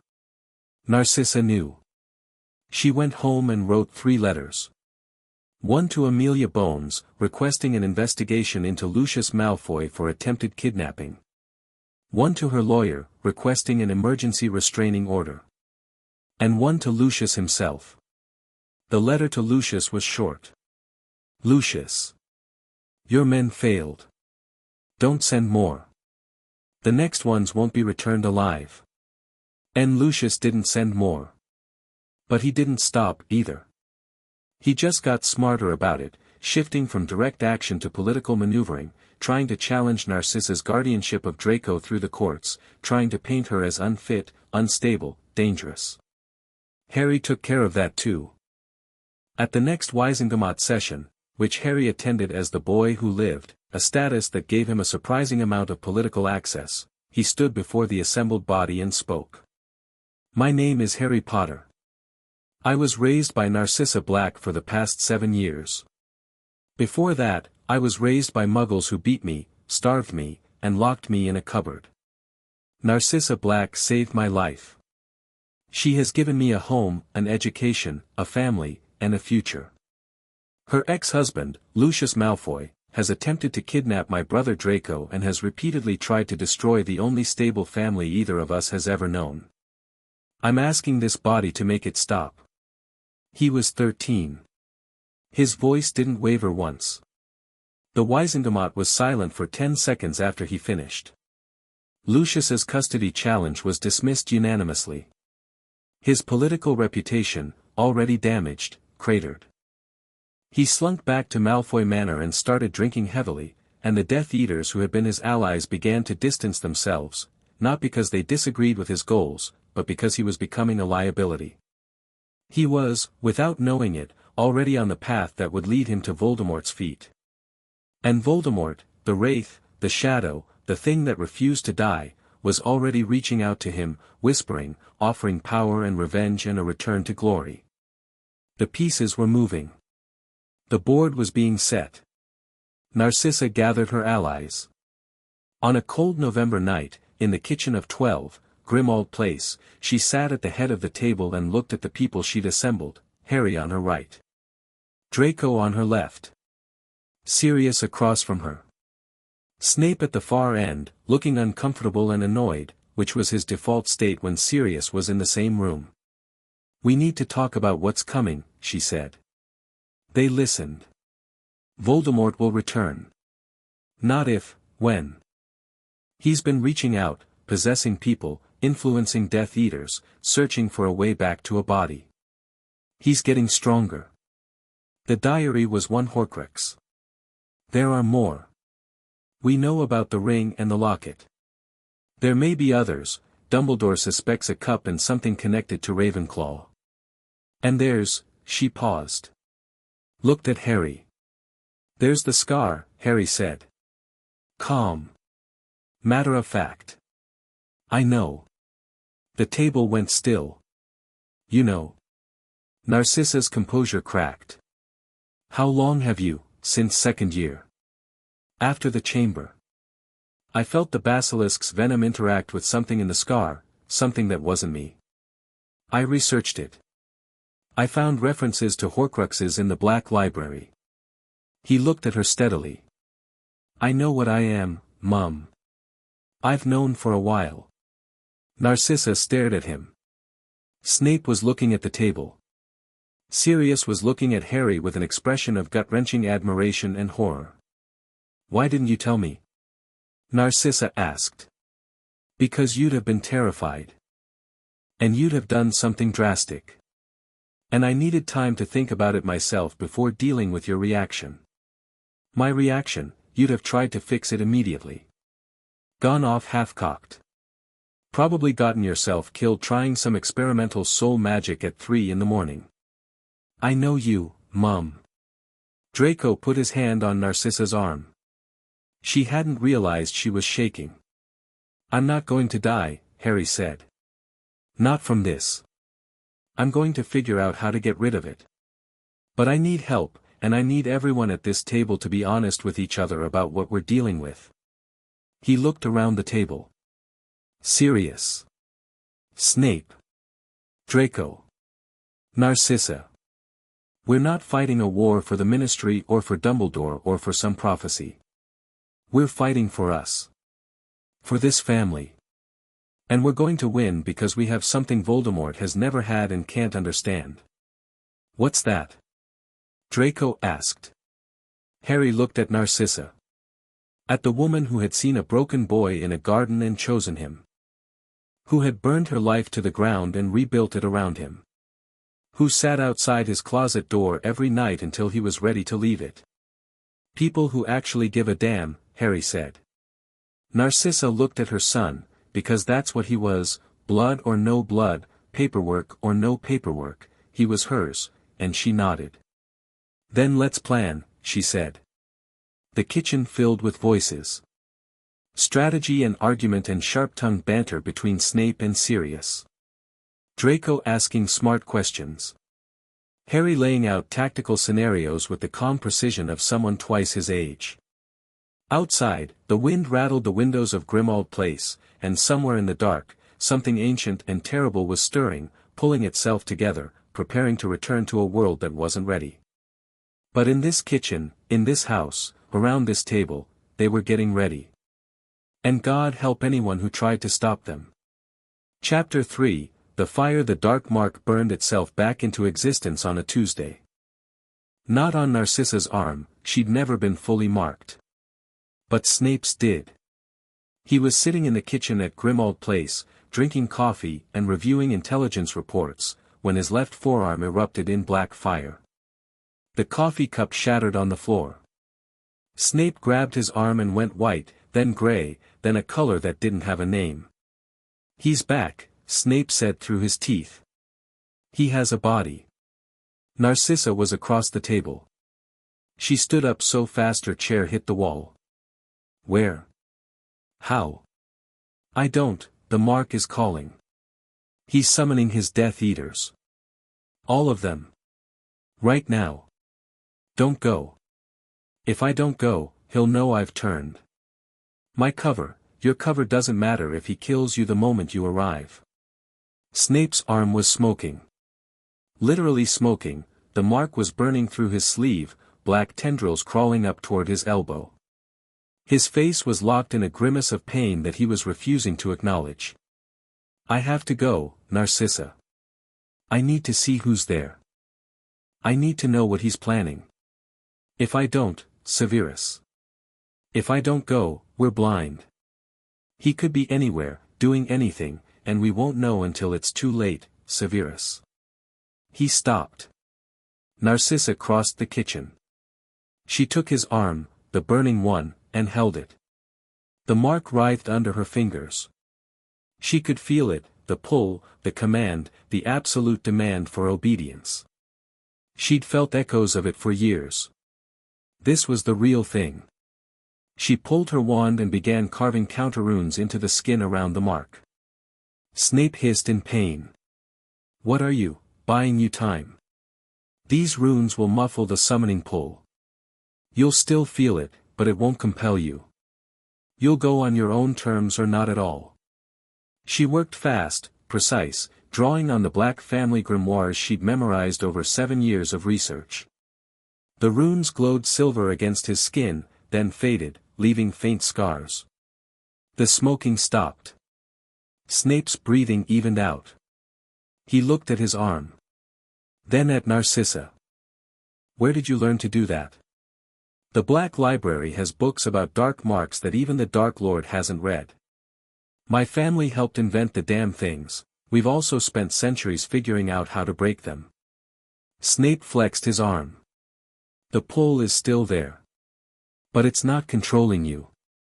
Go if you choose. Don't go if you choose. But choose, Severus. Don't be dragged." He chose to go. Narcissa didn't stop him. She gave him 3 portkeys, one to Grimmauld Place, one to a safe house in Edinburgh, one to Dumbledore's office, and a communication mirror charmed to his specific magical signature. "Contact me every hour. If you miss one check-in, I'm coming to get you." "How would you even find me?" "I put a tracking charm in those runes." Snape stared at her. "You are the most paranoid person I have ever met. Paranoid people live longer. Go." He went. Narcissa stood in the empty kitchen and pressed both hands flat on the table and breathed. In and out. In and out. The world was ending, or starting to end, and she needed to be steady. She was not steady. Her hands were shaking. Her heart was hammering. The thing she'd been preparing for, planning for, dreading for 7 years was here. Voldemort was back. She gave herself 30 seconds to be afraid. Then she went to wake Harry. He was already awake. She found him sitting up in bed, hand pressed against his scar, face tight with pain. Draco was next to him, awake too, holding Harry's other hand. "I felt it," Harry said. "He's alive. He has a body. I can feel him, angry, triumphant, calling his people." He looked at Narcissa, green eyes bright in the dark room. "It started." "Yes." "Who brought him back?" "I don't know yet. Snape's gone to find out." "Is Snape safe?" "No. But he went anyway." Harry nodded. He squeezed Draco's hand, Draco, who was 14 and scared and trying very hard not to show it, and got out of bed. "What do we do?" he asked. "We prepare. We've been preparing for years. Now we execute. The Horcruxes are our priority. We know about the ring and the locket. Dumbledore suspects a cup and something of Ravenclaw's. And Nagini, the snake. And me. And you. But that's last. We deal with everything else first and we figure out the scar on our terms." Harry held her gaze. "You've been researching. For years. Have you found anything?" Narcissa hesitated. She'd promised herself she'd be honest with him. Always honest. But the truth was ugly. "I found possibilities. Not certainties. The Black Grimoires describe methods of soul extraction that don't require the host's death, but they're theoretical. Untested. Dangerous. Dangerous how? The extraction requires channeling enough magical energy to separate a soul fragment from a living host without destroying the host's own soul in the process. It's like performing surgery with a chainsaw. The margin for error is 0. But it's possible. In theory. Then we'll make it work in practice. You taught me that theory is just practice that hasn't been tested yet. She looked at him, her son, her weapon, her reason for everything, and said, "We will. I promise." It was a promise she wasn't sure she could keep. But she'd made it, and Narcissa Black did not break promises. Snape's first check-in came exactly on time. His face appeared in the communication mirror, tight and drawn. Behind him, Narcissa could see trees. He was in a forest somewhere, crouched behind a fallen log. "He's at the Riddle House. Little Hangleton." The ritual used Pettigrew. Pettigrew escaped ministry custody 2 days ago. Someone on the inside helped him. Lucius was there. Barty Crouch Jr. was there. He's been under imperius from his father for years, apparently broke free. They used Lucius's blood, Pettigrew's hand, and a bone from the Riddle family grave. Not Harry's blood. No. He wanted Harry's. The plan was to capture Harry during the school year, but your protections made that impossible. He used old blood instead, blood from the Dursleys' house, from when Harry was injured as a child. Preserved on a wall. Narcissa felt sick. Is it enough? Is he at full strength? No. He's embodied but weakened. The ritual worked, but without Harry's blood directly, the resurrection is imperfect. He's powerful, more powerful than any wizard alive except possibly Dumbledore, but he's not invulnerable. He's angry about it.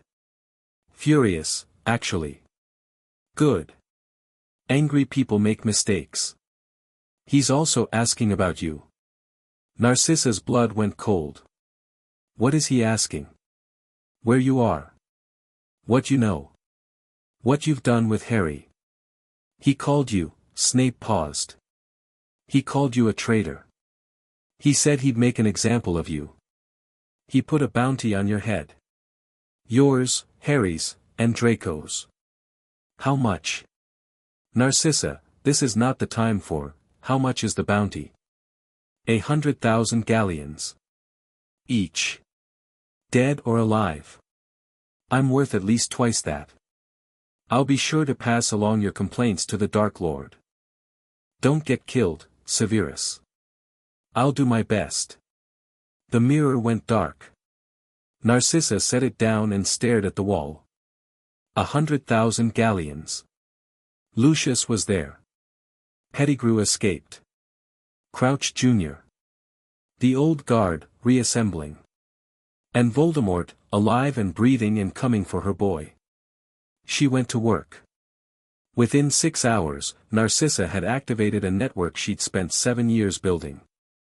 Contacts in the ministry, lower-level officials she'd cultivated through favors, information, and occasional bribery.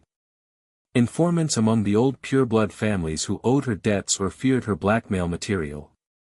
Shopkeepers in Nocturne Alley who traded in rumors. Former Aurors who'd been pushed out by Fudge's administration and were hungry for a fight. She called in every favor. Cashed in every chip. Sent owls, patron uses, coded letters. By morning, she had a war council. Not the Order of the Phoenix, Dumbledore's organization, which she distrusted on principle. Her own. Smaller. Meaner. Less interested in noble speeches and more interested in results. Sirius was her right hand. He knew the Death Eaters, knew how they operated, knew their weaknesses. He was also the closest thing to a battlefield commander she had. 12 years in Azkaban had, paradoxically, made him more dangerous. He'd had nothing to do for over a decade but think, plan, and rage, and all that concentrated fury had condensed into something sharp and focused. Andromeda Tonks, Narcissa's estranged sister, the one who'd married a Muggleborn and been burned off the Black family tapestry, answered Narcissa's call.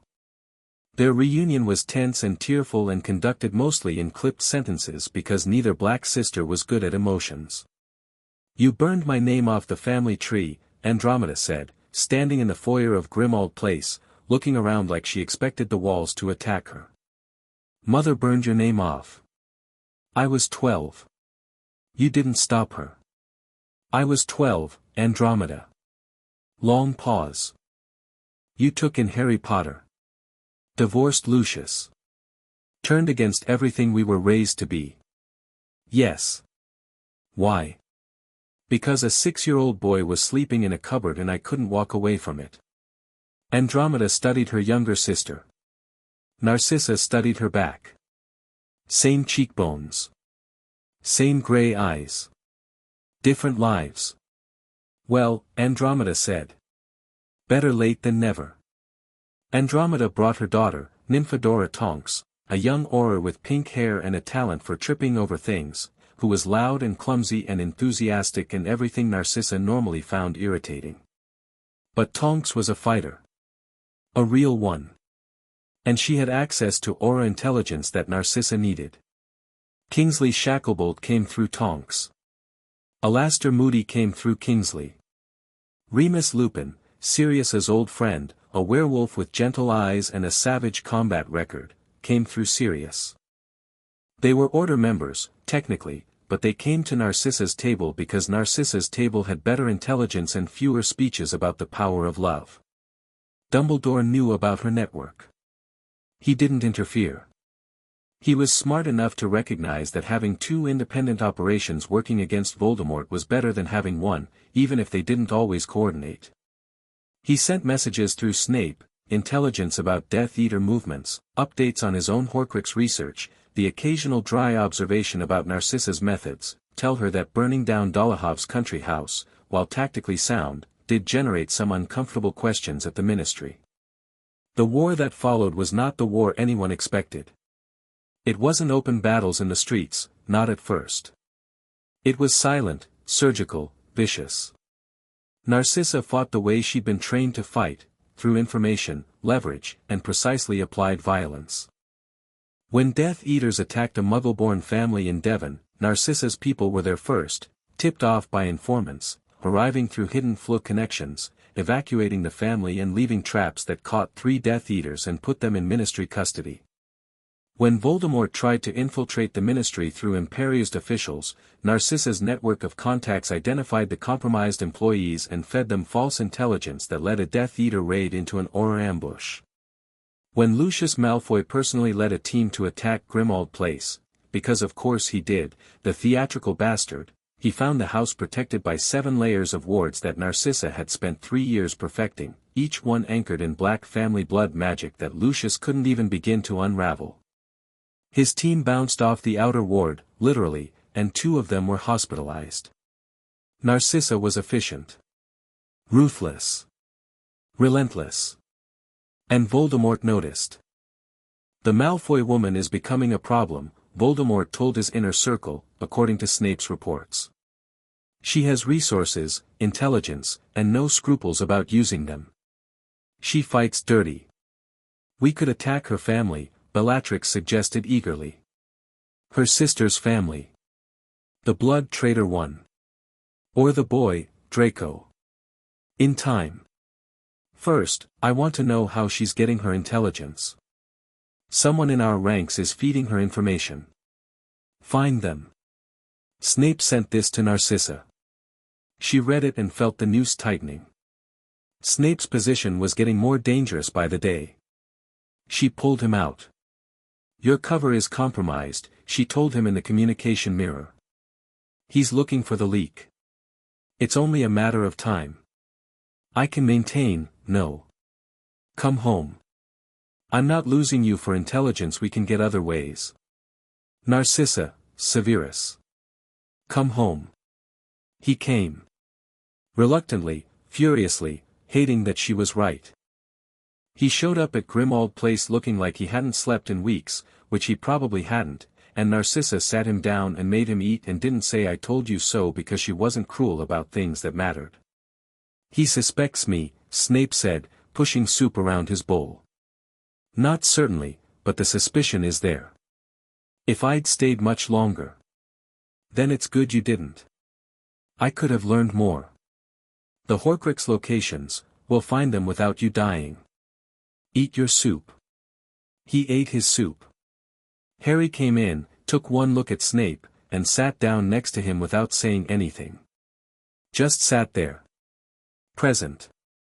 Solid. Snape glanced at Harry. Something in his face shifted, not softening, exactly, because Snape didn't soften. But something. "You look terrible, Professor," Harry said.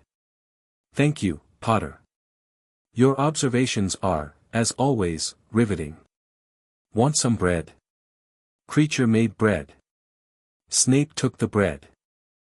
They sat in silence, eating bread and soup, and it was the closest thing to peace any of them would have for a long time. The Horcrux hunt began in earnest. Narcissa and Dumbledore divided the work. Dumbledore would handle the ring, he'd already located it, and despite Narcissa's insistence that she go with him, he went alone. This turned out to be a mistake. He came back to Hogwarts with the ring destroyed and his right hand blackened and dying. Narcissa saw it when she visited his office a week later. His hand was wrapped in bandages, but the blackness was creeping up his wrist, visible at the edges. He was wearing a glamour that mostly hid it, but Narcissa's eye was trained to see what people tried to conceal. "Your hand. A minor complication." "That's not minor. That's a death curse." "How long?" Dumbledore looked at her over his glasses. For once, the twinkle was gone. He just looked old and tired and resigned. "Severus estimates a year. Perhaps less." "You put the ring on." "I was, momentarily foolish. The resurrection stone was set in the ring. I wanted," he stopped. "It doesn't matter what I wanted. The temptation was my weakness, and I paid for it. You're dying. We're all dying, Narcissa. I'm simply doing it on a tighter schedule. This isn't funny." "No. It isn't." He flexed his blackened fingers. "But it clarifies things. I have limited time. The Horcruxes must be found and destroyed before I'm gone, because after that, the burden falls on Harry. And on you. Tell me about the locket." The locket was in a cave on the coast of Scotland. Dumbledore had found the location through years of research into Voldemort's past, an orphanage trip, a stolen trinket, a hidden place of power. He described the cave's protections, an inferius-filled lake, a basin of poisonous potion that had to be drunk to access the locket, protective wards that required blood sacrifice to enter. "I was going to take Harry," Dumbledore said. "Absolutely not. He's capable, he's 15. You're not taking a 15-year-old into a cave full of corpse puppets and poison." "Then who?" "Me." They went together. Narcissa and Dumbledore, side by side in a tiny boat crossing a black underground lake, surrounded by the pale, waterlogged shapes of inferi just below the surface.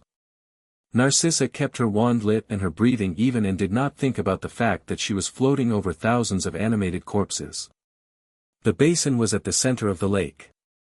Green potion, glowing faintly, with the locket resting at the bottom. Someone had to drink it. "I'll do it," Dumbledore said. "No. Your hand is already cursed. Another dark magic exposure could kill you on the spot. I'm dying anyway." "Not today. Today I need you functional." "I'll drink it," he argued. She overruled him.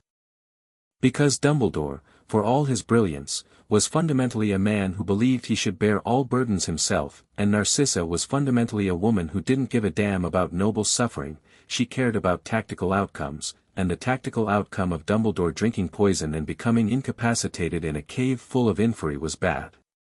She drank the potion. It was, she couldn't describe it afterward. Not wouldn't, couldn't. The potion ripped through her occlumency shields like they were paper and dragged her into her worst memories, her deepest terrors, the things she kept locked in the basement of her mind. Harry in the garden. Bruised. Flinching. Looking up at her with those dead green eyes. Harry being killed. Over and over. Different ways. Voldemort's curse. A basilisk's gaze. A potion. A knife. A fall. Every nightmare she'd ever had, played on repeat at maximum volume. And the worst one, The one she'd never told anyone about, Harry looking at her and saying, "You're no different from them. You kept me in a different cage, that's all. A nicer cage. But still a cage." She screamed. She fought. She tried to stop drinking, but the compulsion of the potion forced her to continue, cup after cup, each one bringing a fresh wave of horror. Dumbledore held her shoulders and tipped the cup to her lips and whispered, "It's not real, Narcissa, none of it is real, drink, you must drink." She drank. All of it. Every drop. When it was done, she collapsed against the basin, gasping, sobbing. Narcissa Black, who did not cry, who had not cried since the night she first saw Harry, sobbing like a child while Dumbledore held her and the inferi stirred in the lake. "Water," she croaked. "Please," there was no water on the island. The only water was in the lake, and touching the lake would wake the inferi. Dumbledore conjured water from his wand, but it vanished before it reached her lips, another protection. The inferi attacked when Dumbledore tried the lake. Pale hands erupted from the water. Bodies dragged themselves onto the island. Dozens of them. Hundreds. Narcissa, half delirious from the potion, rolled onto her back and cast fiend fire. It wasn't controlled. It wasn't precise.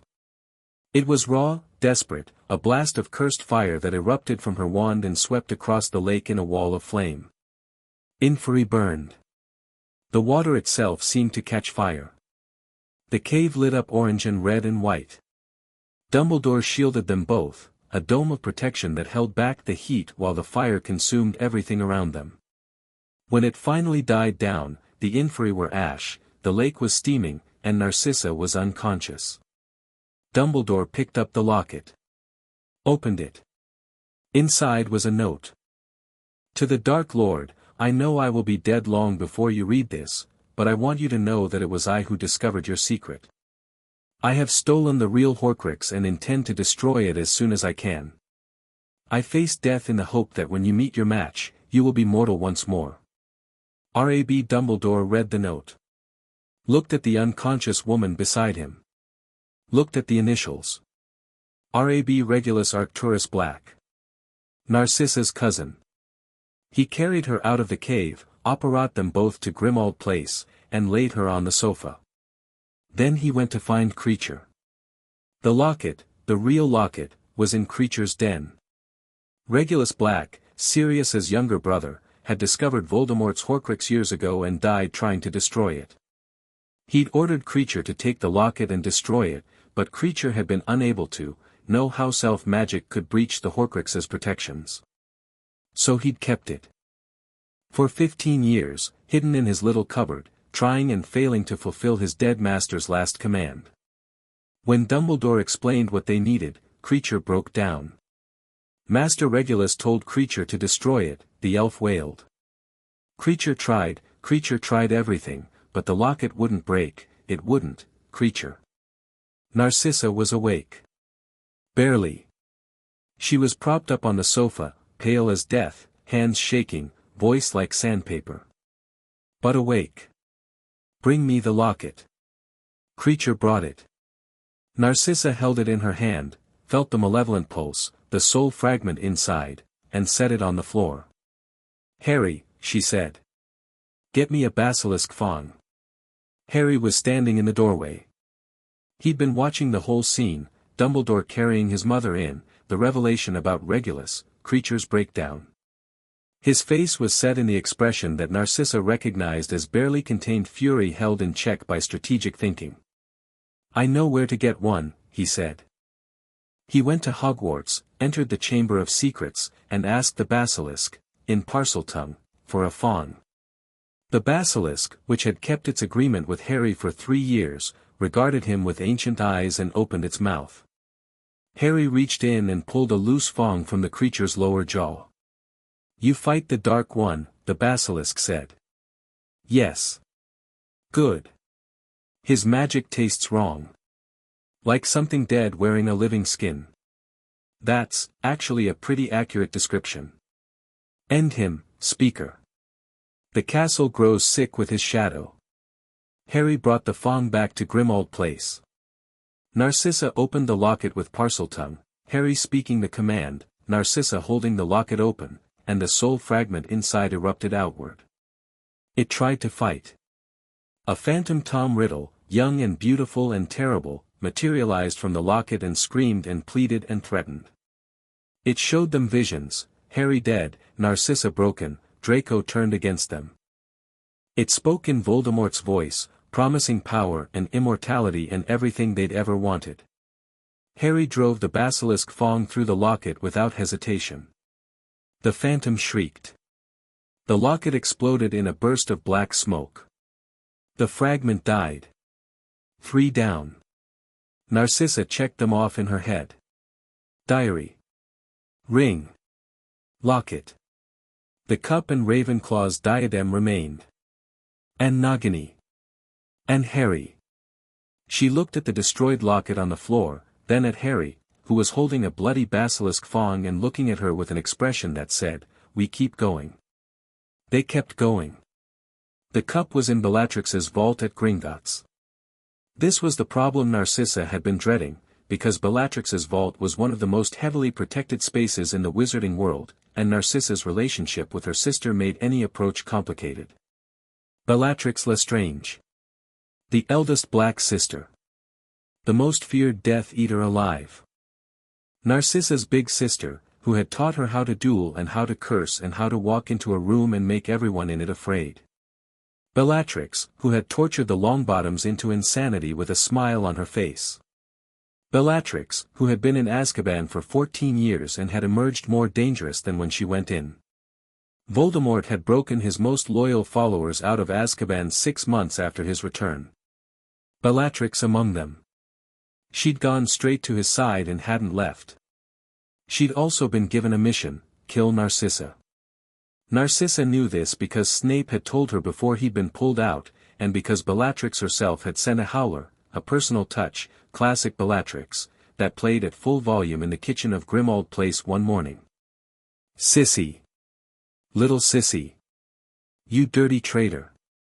You stole the Dark Lord's property and shacked up with the blood traitors, and you think I won't find you? I'm coming for you, little sister. I'm coming for your precious Potter boy. And I'm going to make it slow." The howler burst into flames. Draco was white-faced. Sirius looked like he wanted to punch something.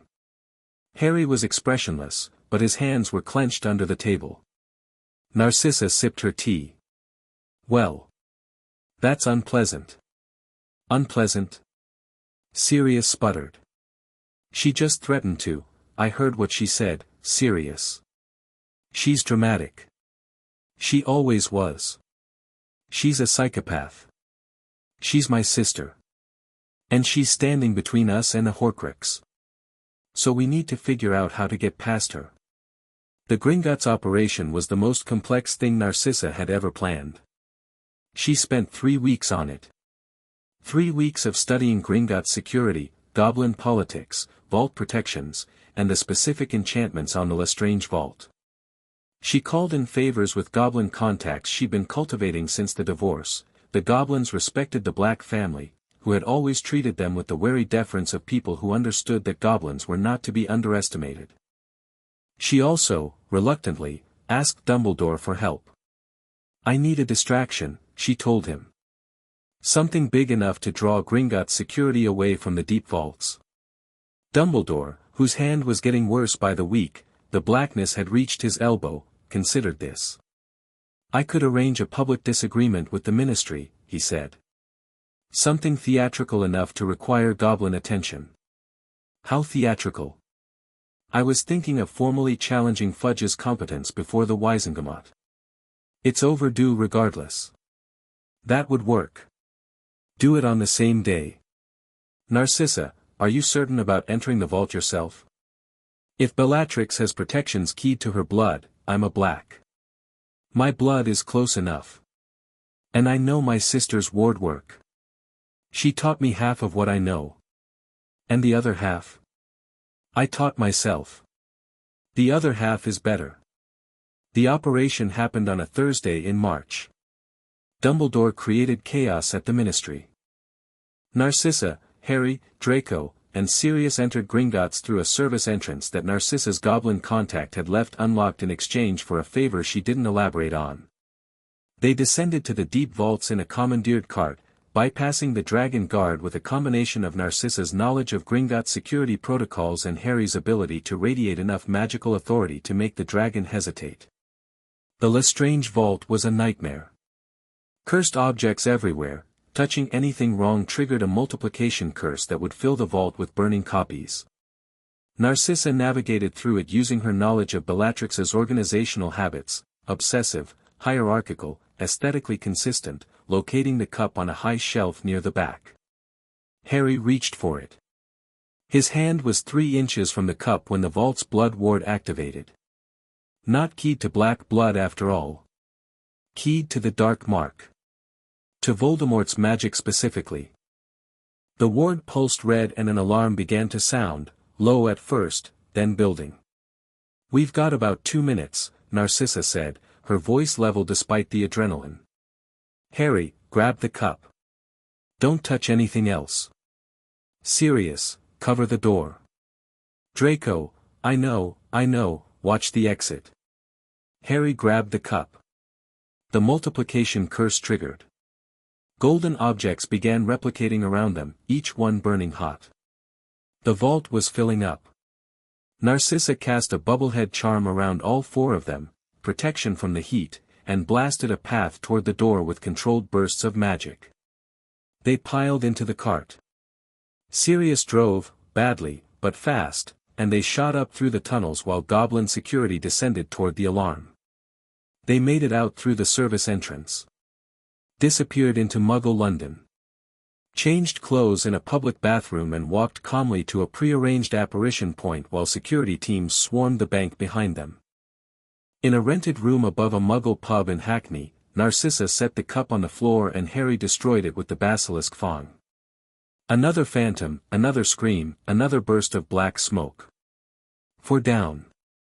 They sat on the floor of the rented room, breathing hard, covered in sweat and minor burns from the multiplication curse. "That was insane," Draco said. "That was Tuesday," Harry replied. Draco stared at him, then burst out laughing. The kind of laughter that was half relief and half hysteria. Sirius joined in.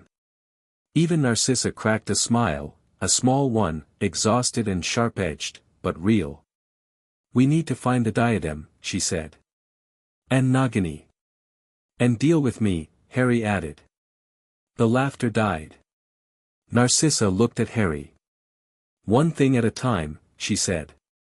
The diadem was at Hogwarts. In the room of requirement. Harry had found the room in first year, he'd been exploring the castle, following the trail of magic he could feel in the walls, and the room had appeared for him. He'd gone back dozens of times, using it for practice, for research, for the rare moments when he wanted to be completely alone. He'd seen the diadem once. A tarnished tiara sitting on a dusty bust in the room's junk storage configuration, a vast space filled with centuries of discarded objects. He hadn't thought anything of it at the time. Now he knew what it was. He went back during the Easter break, with Draco.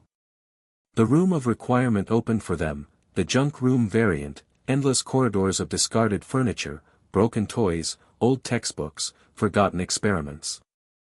They moved through it quickly, Harry tracking the faint pulse of dark magic he could feel now that he knew what to look for. They found the diadem on a cabinet near the back wall. Harry reached for it.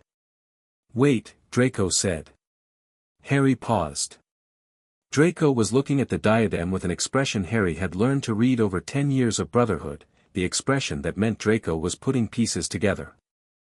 "It's too easy," Draco said. "We just walk in and grab it. No protections. No traps. The room of requirement is the protection. Voldemort hid it here because he thought no one would find it in a million years of junk. And he was almost right. But still. Something feels off." Harry extended his senses, the magical awareness Narcissa had trained into him, the ability to feel the texture of magic in the air around him. Draco was right. The diadem was pulsing, but there was something else too. A secondary enchantment, layered beneath the Horcrux's signature. A trigger. "There's a trap," Harry said. "Not on the diadem, on the room itself. If the diadem is removed, something activates." "What?" "I think," Harry closed his eyes, feeling the magic. "Fiend fire. There's a fiend fire trigger embedded in the walls. If the Horcrux is taken, the whole room burns. He'd destroy the room of requirement. His own hiding place. He'd rather destroy it than let anyone take what's his. That's Voldemort's whole thing." They stood there, looking at the diadem. "So we can't take it out," Draco said. "No.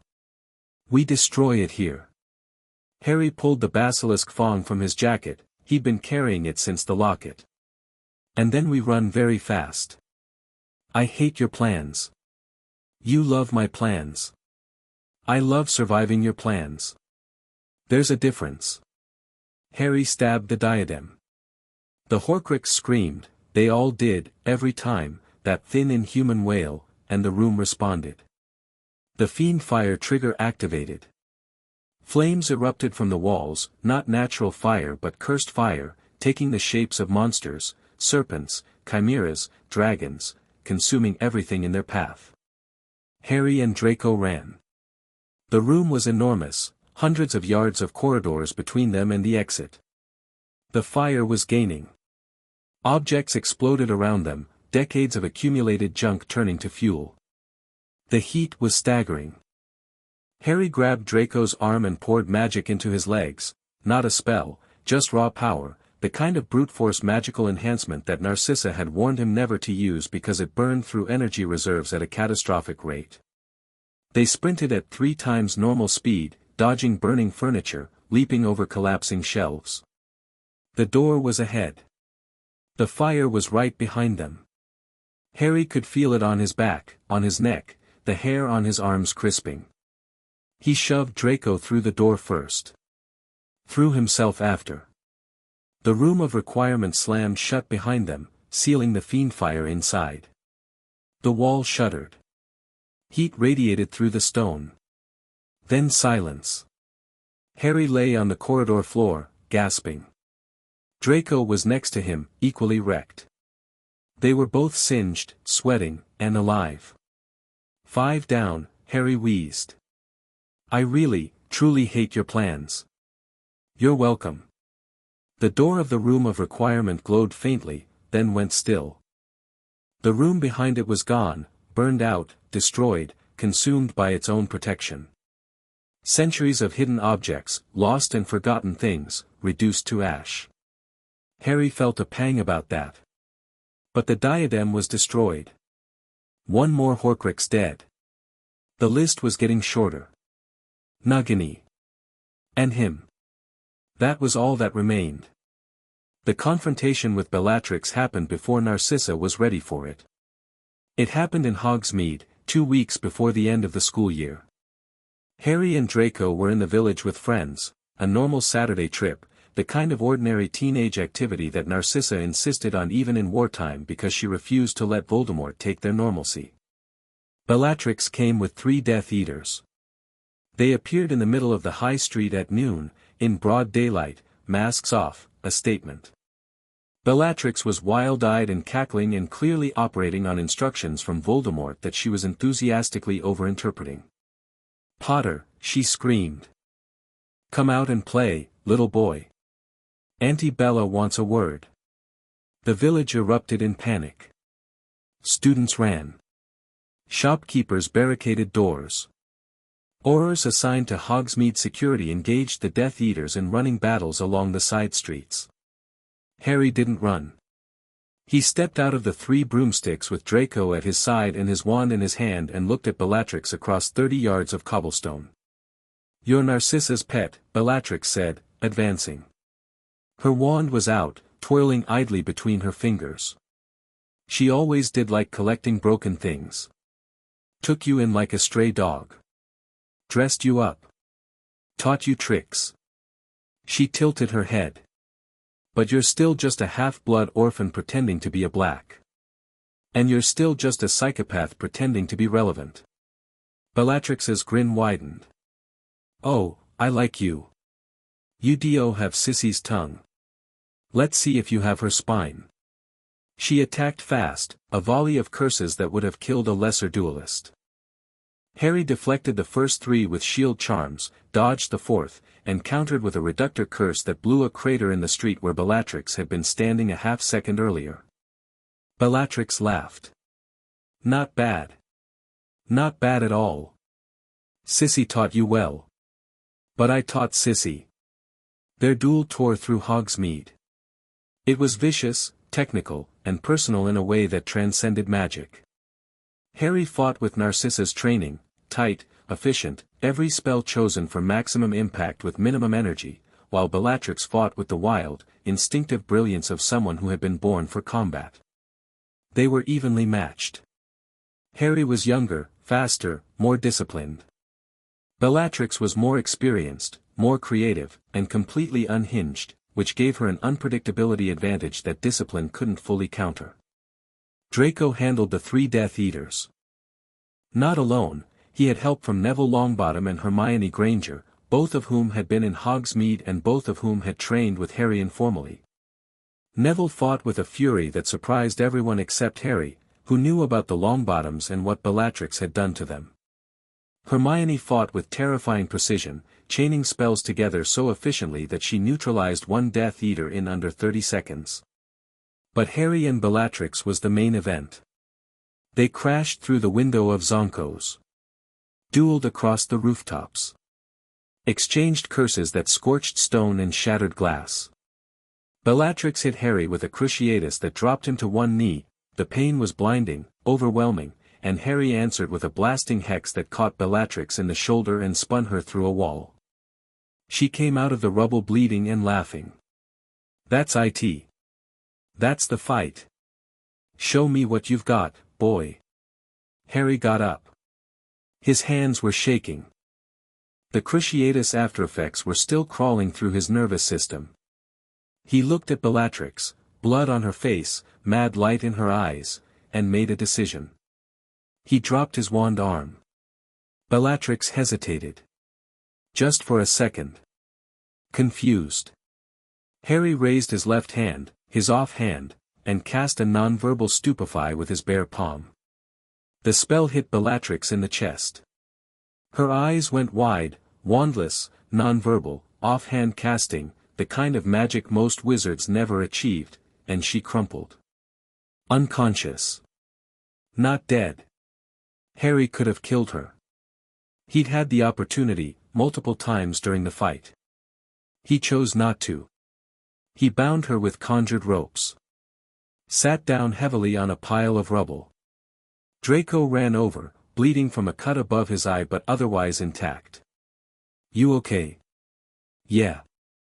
You. I'll live. You stunned Bellatrix Lestrange. Yeah. Wandlessly.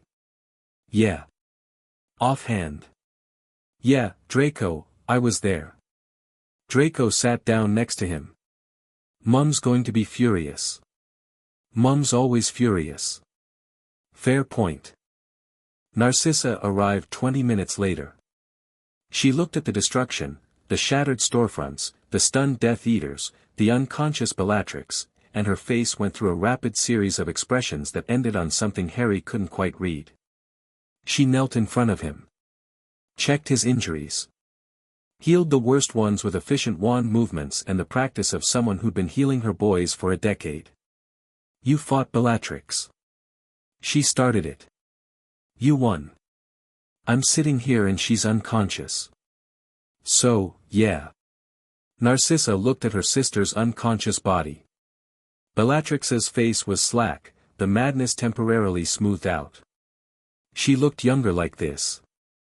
She looked like the girl Narcissa remembered from childhood, the brilliant, fierce, broken girl who had been twisted by their parents and then by Voldemort into something unrecognizable. Why didn't you kill her? Narcissa asked quietly. Harry looked at her. Because she's your sister. And killing her would have hurt you. Narcissa didn't respond. She stood up, walked over to Bellatrix, and looked down at her for a long time. Then she conjured additional bindings, specifically designed black family restraints that Bellatrix couldn't break, and called the Aurors. Later that night, alone in the kitchen at Grimmauld Place after everyone was asleep, Narcissa poured herself a glass of fire whiskey and sat in the dark and thought about her sister and her son and the price of mercy. Bellatrix escaped, of course. Within 3 weeks. Someone, probably Lucius, orchestrated a breakout from the ministry holding cells. Bellatrix went straight back to Voldemort. The Death Eaters who'd been captured with her were freed too. Harry found Narcissa in her study the morning they got the news. She was sitting at her desk, very still, staring at the wall. "She'll come back," Harry said. "She'll keep coming back. I know. Next time, I might have to, I know." Long silence. "Mum. I left her alive for you. But if she threatens this family again, I won't hold back. I can't. Not with what's coming." Narcissa looked at him. Her boy, her chosen son, who had become something she'd never planned for, not a weapon, not a tool, not a piece on her board, but a person. A good person who'd spared an enemy because it would have hurt his mother to watch her sister die. "When did you grow up?" she asked. It was the second time she'd asked him this. She still didn't have a good answer. "You raised me," Harry said. "It was inevitable." "Some prices are too high," she said. "I told you that once. And I told you I disagreed." He paused. "But I think maybe you were right. Some prices are too high. I just think killing Bellatrix isn't one of them." Narcissa flinched. A tiny, almost invisible flinch. Harry saw it. "I'm sorry," he said. "Don't be sorry for being honest. Be sorry when you stop." The Horcrux in Harry's scar was the last piece. Narcissa had been researching for years. She'd consulted every text in the Black Library, the Hogwarts restricted section, Dumbledore's personal collection, and several ancient sources that Snape had acquired through channels he wouldn't discuss. The answer was always the same: destroy the container. But Narcissa refused to accept that answer. She kept looking. And she found something. It was buried in a black family grimoire so old the pages crumbled when she turned them, a ritual described in the old tongue, designed for exactly this situation. Not a modern wizarding spell. Something older. Something that predated wands. The grimoire called it the Severing. A blood ritual that used the connection between the soul fragment and the host to isolate the fragment, separate it from the host's own soul, and expel it into a separate container that could then be destroyed. The requirements were brutal. The host had to be conscious and willing. The caster had to be bonded to the host by blood or its magical equivalent, adoption, guardianship, the kind of deep magical connection that created genuine family ties. The ritual required enormous amounts of magical energy, channeled through the bond, and the pain for the host would be extreme. The margin for error was zero. If the caster's magic faltered, if the bond wasn't strong enough, if the host's will wavered, the ritual would kill them both. Narcissa read the ritual 17 times. She memorized every word. She practiced the wand movements until she could do them in her sleep.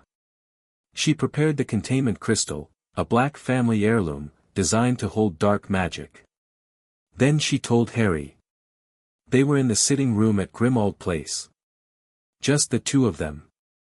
She'd sent everyone else away, Draco to Andromeda's, Sirius to Remus's, Snape to wherever Snape went when he needed to be alone.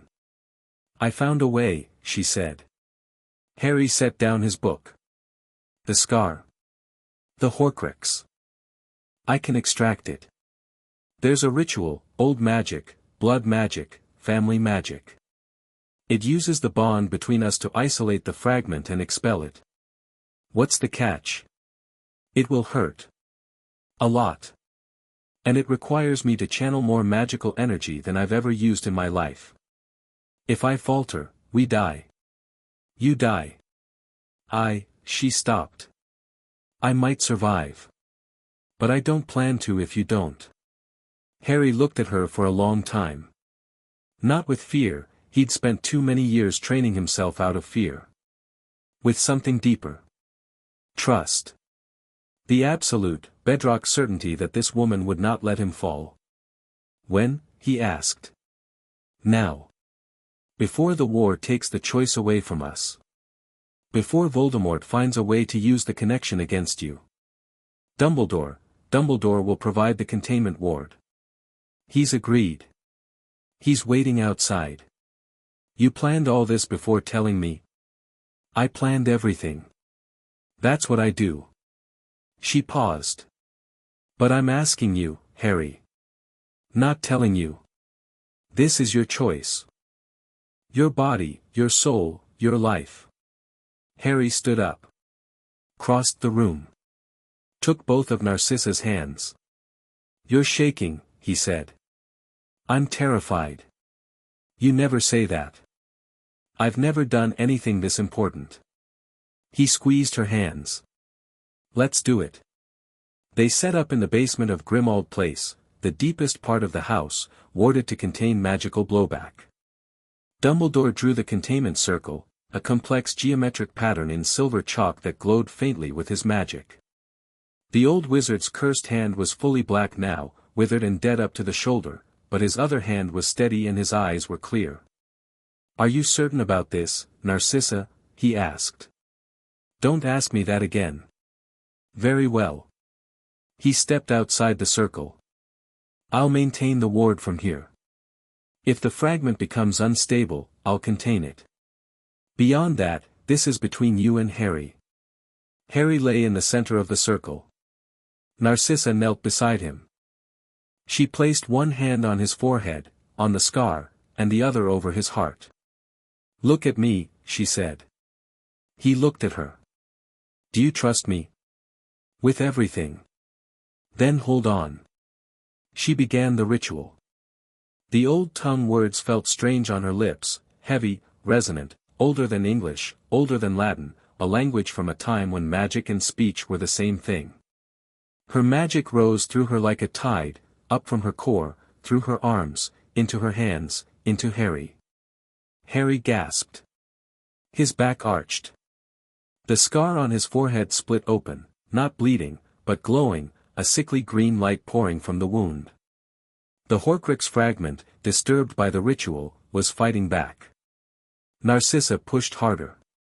She could feel it, the fragment, the piece of Voldemort, embedded in Harry's soul the way a splinter embeds in flesh. It was tangled in him, woven into his magical core, fed by his life force for 15 years. Pulling it out was like pulling a barbed hook from living tissue. Harry screamed. The sound went through Narcissa like a blade. Every instinct she had was screaming at her to stop, to take her hands away, to end his pain. Her vision blurred. Her hands trembled. She didn't stop. She channeled more power. The bond between them, the magical connection forged by 7 years of love, protection, devotion, the family magic that recognized Harry as her son regardless of blood, blazed white-hot. She could feel it, the tether between them, the unbreakable cord that she'd woven through 1,000 nights of sitting outside closet doors, healing bruises, teaching spells, holding a broken boy until he wasn't broken anymore. The fragment resisted. It clawed at Harry's soul, trying to hold on, and it spoke in Voldemort's voice, not through Harry's mouth, but directly into Narcissa's mind.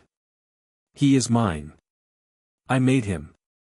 My mark is on him. My magic is in him. You cannot take what belongs to me. He was never yours, Narcissa snarled through gritted teeth. He was never anyone's. He is his own. Sentiment. You will die here, black woman, and the boy will die with you, and I will take him. She poured everything she had into the bond. Everything. Not just magic, memory, feeling, the accumulated weight of 7 years of fierce, consuming, terrifying love. The night she sat outside his closet. The first time he laughed. The first time he called her mum. The look on his face when he told the Wisengamot she'd saved his life. Every moment she'd been afraid for him, and every moment she'd been proud of him, and every moment she'd looked at him and thought, this is what I was put here for. The fragment screamed. It came loose. Narcissa felt it, the separation, the tearing, the moment where the barbed hook ripped free and the wound closed behind it. A ball of green-black energy rose from Harry's scar, writhing and shrieking, and Narcissa directed it, hands shaking, magic faltering, into the containment crystal Dumbledore had placed inside the circle. The crystal absorbed the fragment. Sealed it.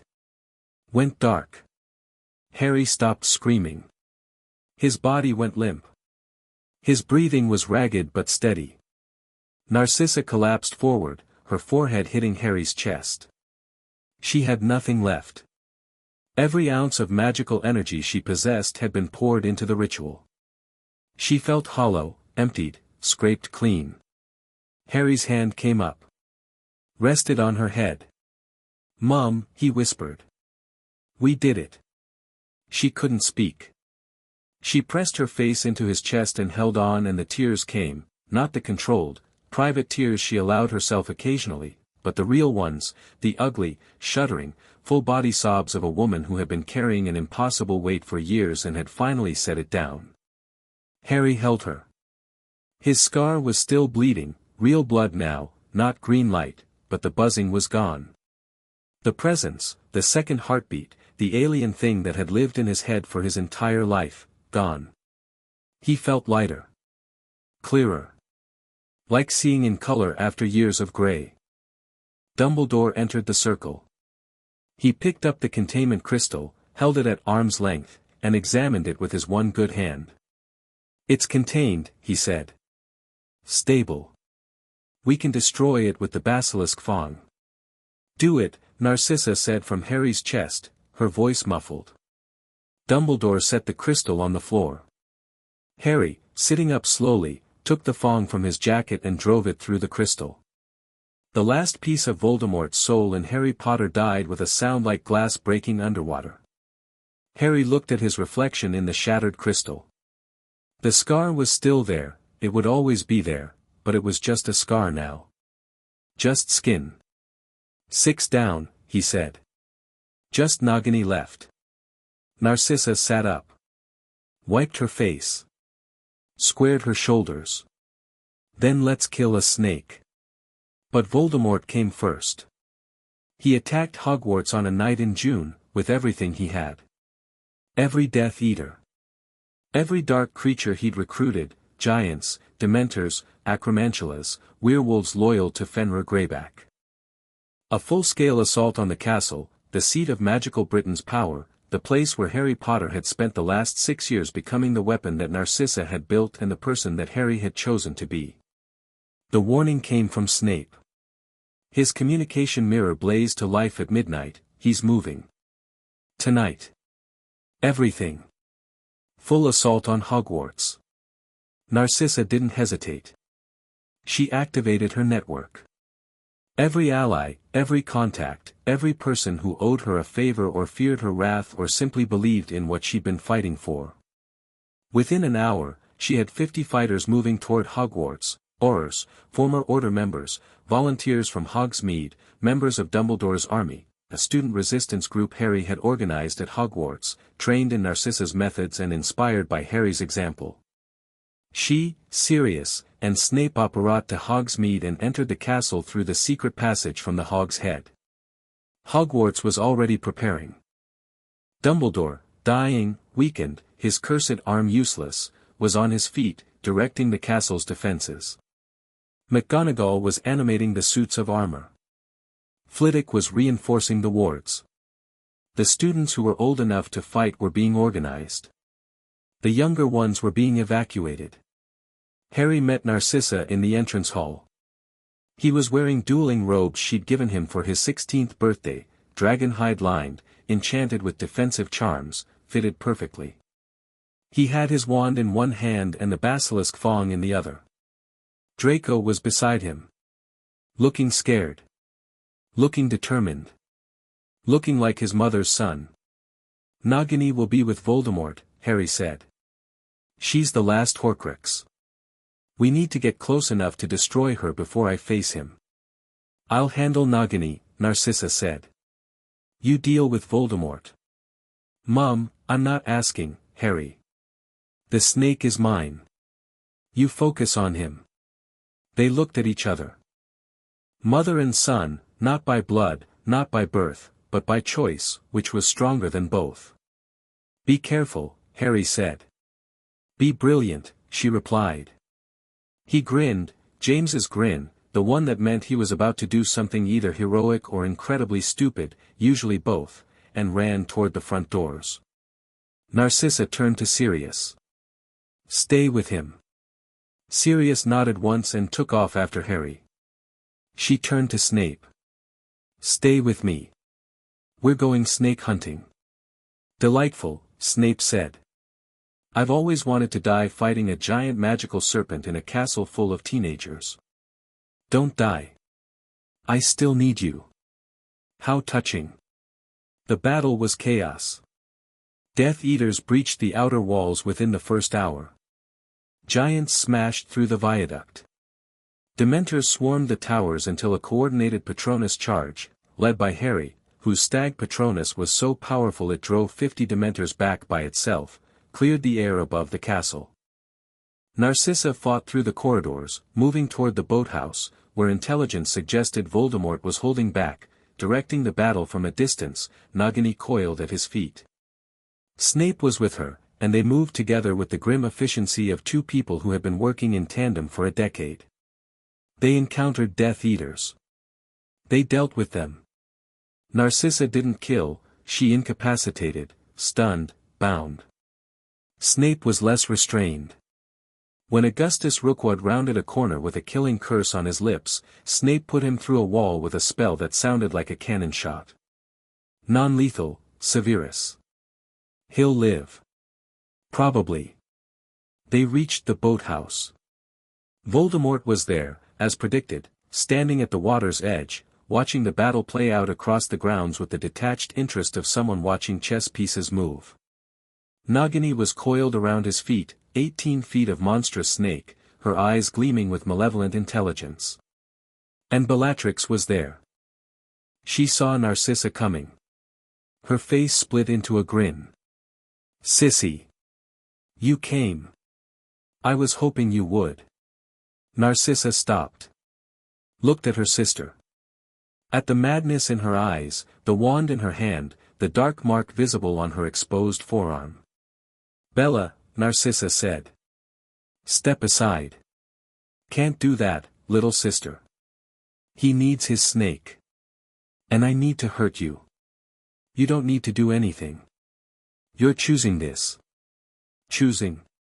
Bellatrix laughed, high, wild, the laugh of someone who had gone so far past sanity that it wasn't visible in the rearview mirror. I chose the Dark Lord when I was 17. I chose him over everything, family, comfort, freedom, 14 years in Azkaban. I chose him. And you chose a child. A half-blood orphan. Over your own blood. Yes, Narcissa said. I did. Why? Because he was worth it. Bellatrix attacked. Not with finesse, with rage. A blistering assault of dark curses, each one aimed to maim or kill, thrown with the fury of a woman who felt personally betrayed by her sister's choices. Narcissa met her spell for spell. They dueled 1,000 times as children, in the Black family training room, under their mother's critical eye, learning the family's combat magic from the ages of 7 and 9. They knew each other's styles perfectly. Every feint, every favorite combination, every habit and tell. It was the most personal fight in the battle. Snape tried to get past them toward Nagini, but Voldemort raised a hand and cast a barrier ward without even looking, a casual display of power that stopped Snape cold. Severus, Voldemort said. I'm disappointed. I gave you everything. Power. Purpose. Position. And you threw it away for a dead woman's son. Her name was Lily, Snape said. Names die. Power endures. then you've already lost. Because the boy you're trying to kill has something more powerful than anything you've ever possessed. And what's that? People who love him. Voldemort's lip curled. Love. The weakness Dumbledore preaches. It didn't save Lily Potter. No, Snape said. It saved her son. Voldemort flicked his wand. Nagini struck. The snake launched at Snape with blinding speed, a coil and thrust that covered 10 feet in a heartbeat. Snape dodged the first strike, the second, but the third caught him, Nagini's fangs sinking into his shoulder, venom pumping into his bloodstream. Snape screamed. Fell. His wand clattered across the stone floor. Narcissa heard it, heard Snape fall, and her concentration broke. Bellatrix seized the opening. A curse hit Narcissa in the ribs, not a killing curse, something worse in its way, a cutting hex that opened a gash from her hip to her shoulder. Narcissa staggered. Blood soaked her robes. Bellatrix advanced, wand raised, eyes bright. Poor sissy. Always trying to protect everyone. Always failing. Narcissa looked at her sister. At the wand pointed at her face. At Snape, dying on the ground behind them. At Nagini, recoiling for another strike. She made a choice. She dropped her wand. Bellatrix hesitated. Confused. That was the pattern, Bellatrix always hesitated when her expectations were violated. Narcissa had noticed it when they were children.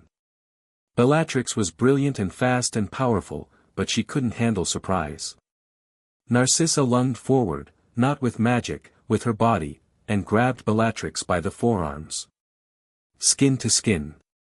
Sister to sister. Bella, she said. Stop. Let go of me, stop. Please. You don't have to do this. You can still walk away.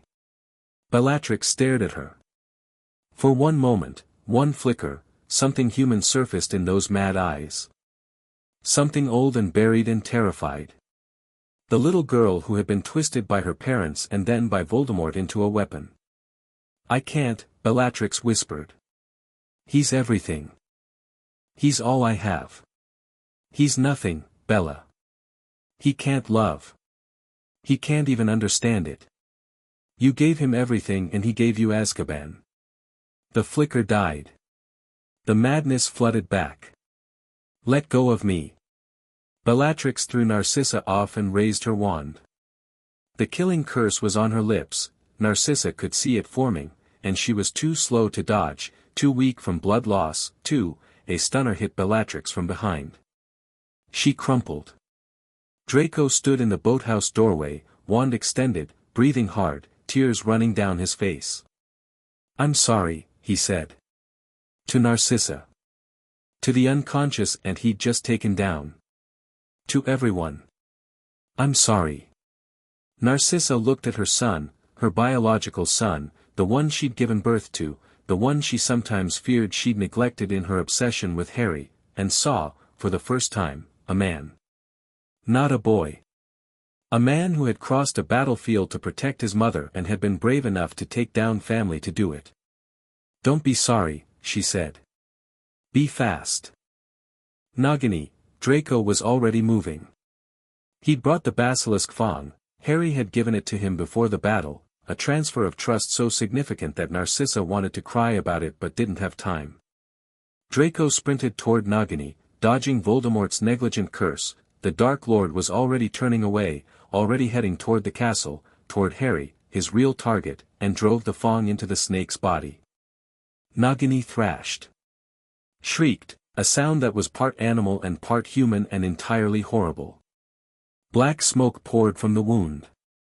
Draco held on, driving the fang deeper, his face twisted with effort and revulsion. The snake died. The last Horcrux outside of the containment crystal, and that was already destroyed, was gone. Voldemort felt it. Even walking away, already 50 yards from the boathouse, he felt it. He stopped. Turned. His red eyes found Draco, standing over his dead snake with a bloody fang in his hand. "You," Voldemort said. "Malfoy's boy." Draco straightened. Blood and venom on his hands. Terror in his eyes that he was refusing to show. "Black's boy, actually," Draco said. "Draco Black." Voldemort raised his wand. And Lucius appeared. He'd been in the battle, fighting on Voldemort's side, of course, leading a contingent of Death Eaters through the castle's east wing. But he'd broken off when he heard Nagini's death, following the bond of master to servant to the boathouse. He arrived in time to see Voldemort pointing a wand at his son. "My lord," Lucius said, stepping between them. "Please. The boy is young. He doesn't understand. He destroyed my Horcrux. He understands perfectly. He can be brought back. He can be useful.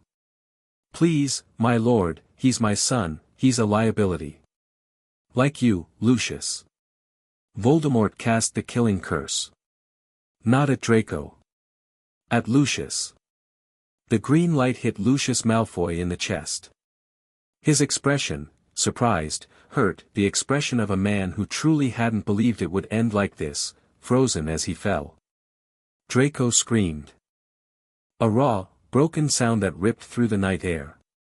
He ran to his father's body, dropping the fang, dropping to his knees beside the man who had tried to kidnap him, who had manipulated him, who had abandoned him, who had just stepped in front of a killing curse for him.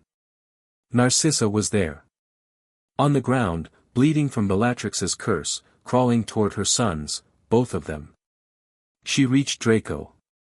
Pulled him away from Lucius's body. Held him. "He's dead," Draco sobbed.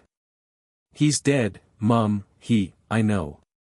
I know, sweetheart. He saved me. He tried to, why did he? Because he loved you. In the only way he knew how." Draco buried his face in her shoulder and shook apart. Narcissa held him and bled and watched Voldemort walk toward the castle and thought, "You have taken everything from us. My sister. My husband. My blood. And I am still here. And my boys are still here. And you will not take them." She pressed her hand over the wound in her side. Cast a rough healing charm, not enough to close it, just enough to stop the bleeding. She stood up, pulling Draco with her. "Draco. I need you to stay with Snape. He's been bitten, he needs antivenom. Can you do that?" Draco looked at Snape's body. At the growing pool of blood. He wiped his face, nodded, and went. Narcissa picked up her wand and followed Voldemort. She found the final battle in the Great Hall. Harry was there. Voldemort was there. The hall was a wreck, tables overturned, walls cracked, the ceiling open to the night sky, candles scattered and broken on the floor. Students and teachers and order members lined the walls, some fighting, some watching, all of them terrified. Dumbledore was on the floor. He'd fought. Despite the curse, despite the dying hand, despite being 115 years old, he had faced Voldemort at the castle gates and fought him to a standstill long enough for the defenders to regroup. He'd killed 3 Death Eaters. He'd driven back a giant. He'd cast a shield over the entire courtyard that held for 20 minutes against Voldemort's full assault. And Voldemort had broken through. Not with a single spell, with sheer, relentless, overwhelming force. Curse after curse after curse, hammering at Dumbledore's defenses, exploiting the weakness of the cursed hand, the failing body, the century of accumulated damage. Dumbledore fell in the entrance hall.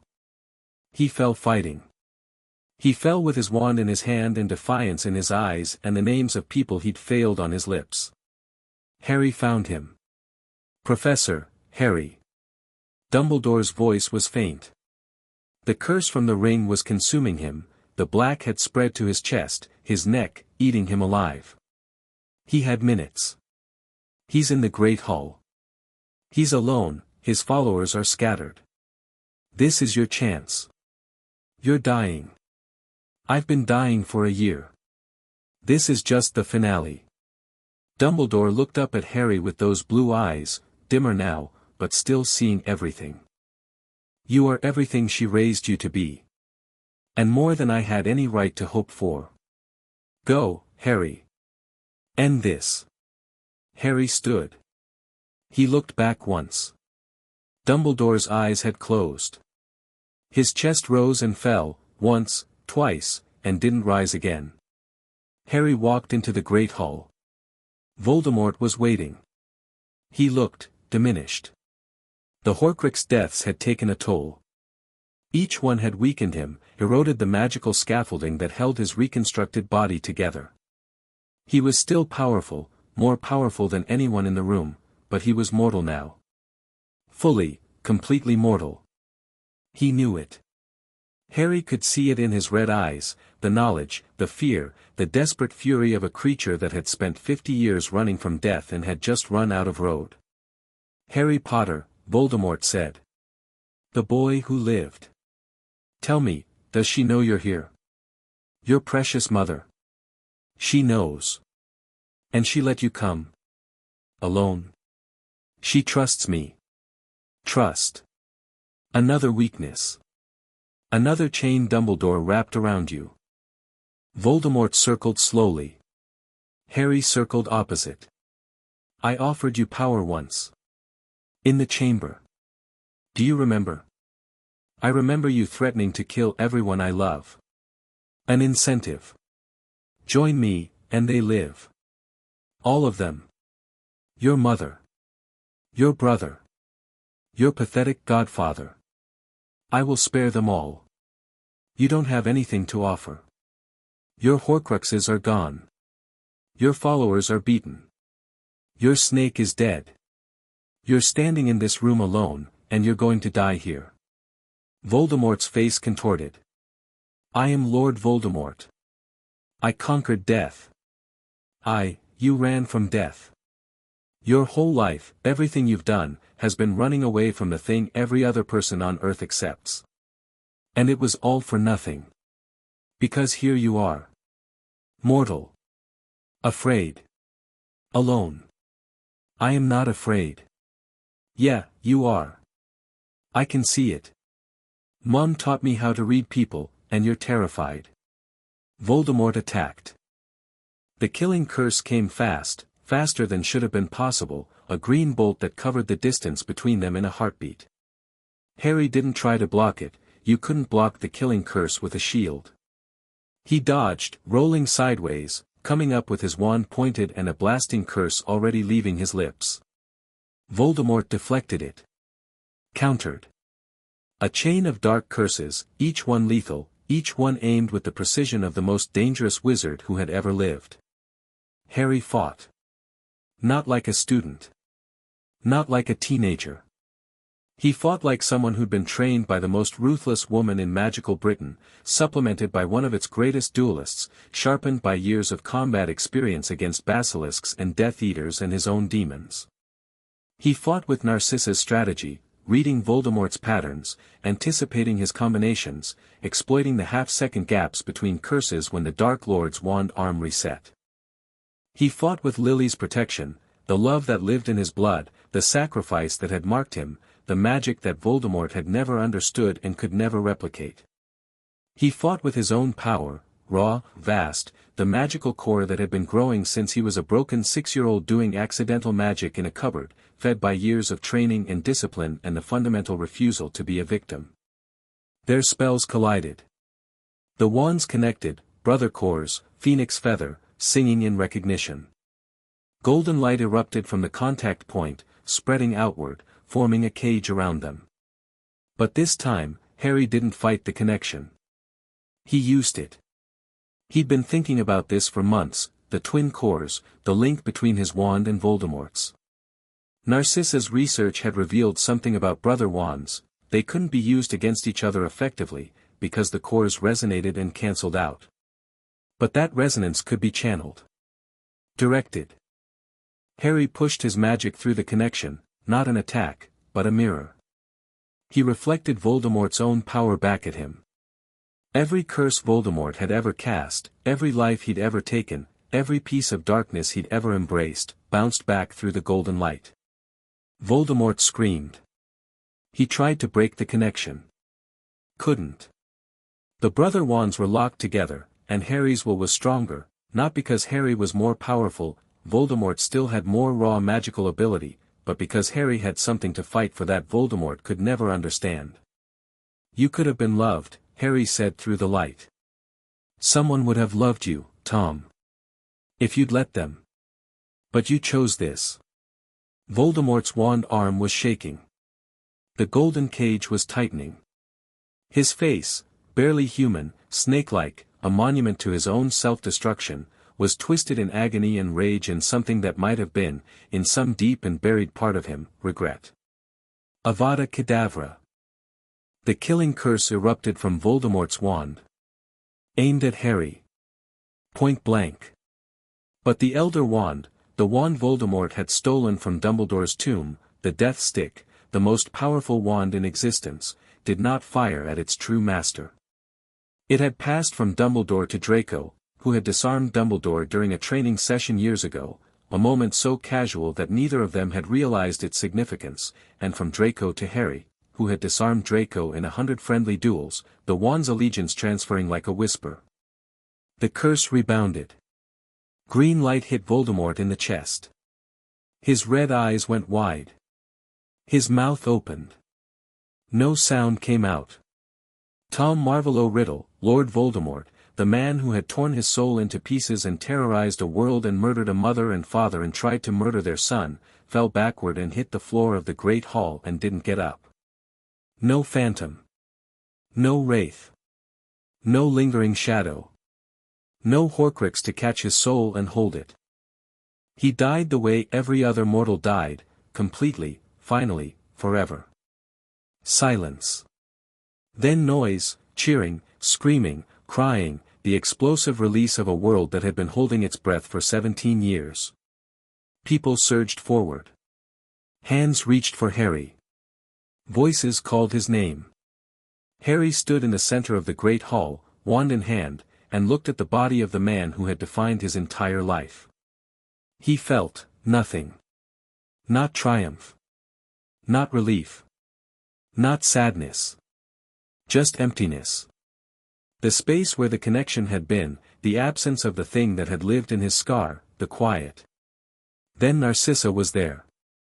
She came through the crowd, bleeding, exhausted, barely upright, and she walked through the people reaching for Harry like they weren't there. She walked right up to him and put her hands on his face and looked at him. Are you hurt? No. Are you lying? No. She pulled him into her arms. Held him the way she'd held him when he was 6 and sleeping in closets, when he was 7 and learning to laugh again, when he was 11 and boarding a train and looking back at her with green eyes full of trust.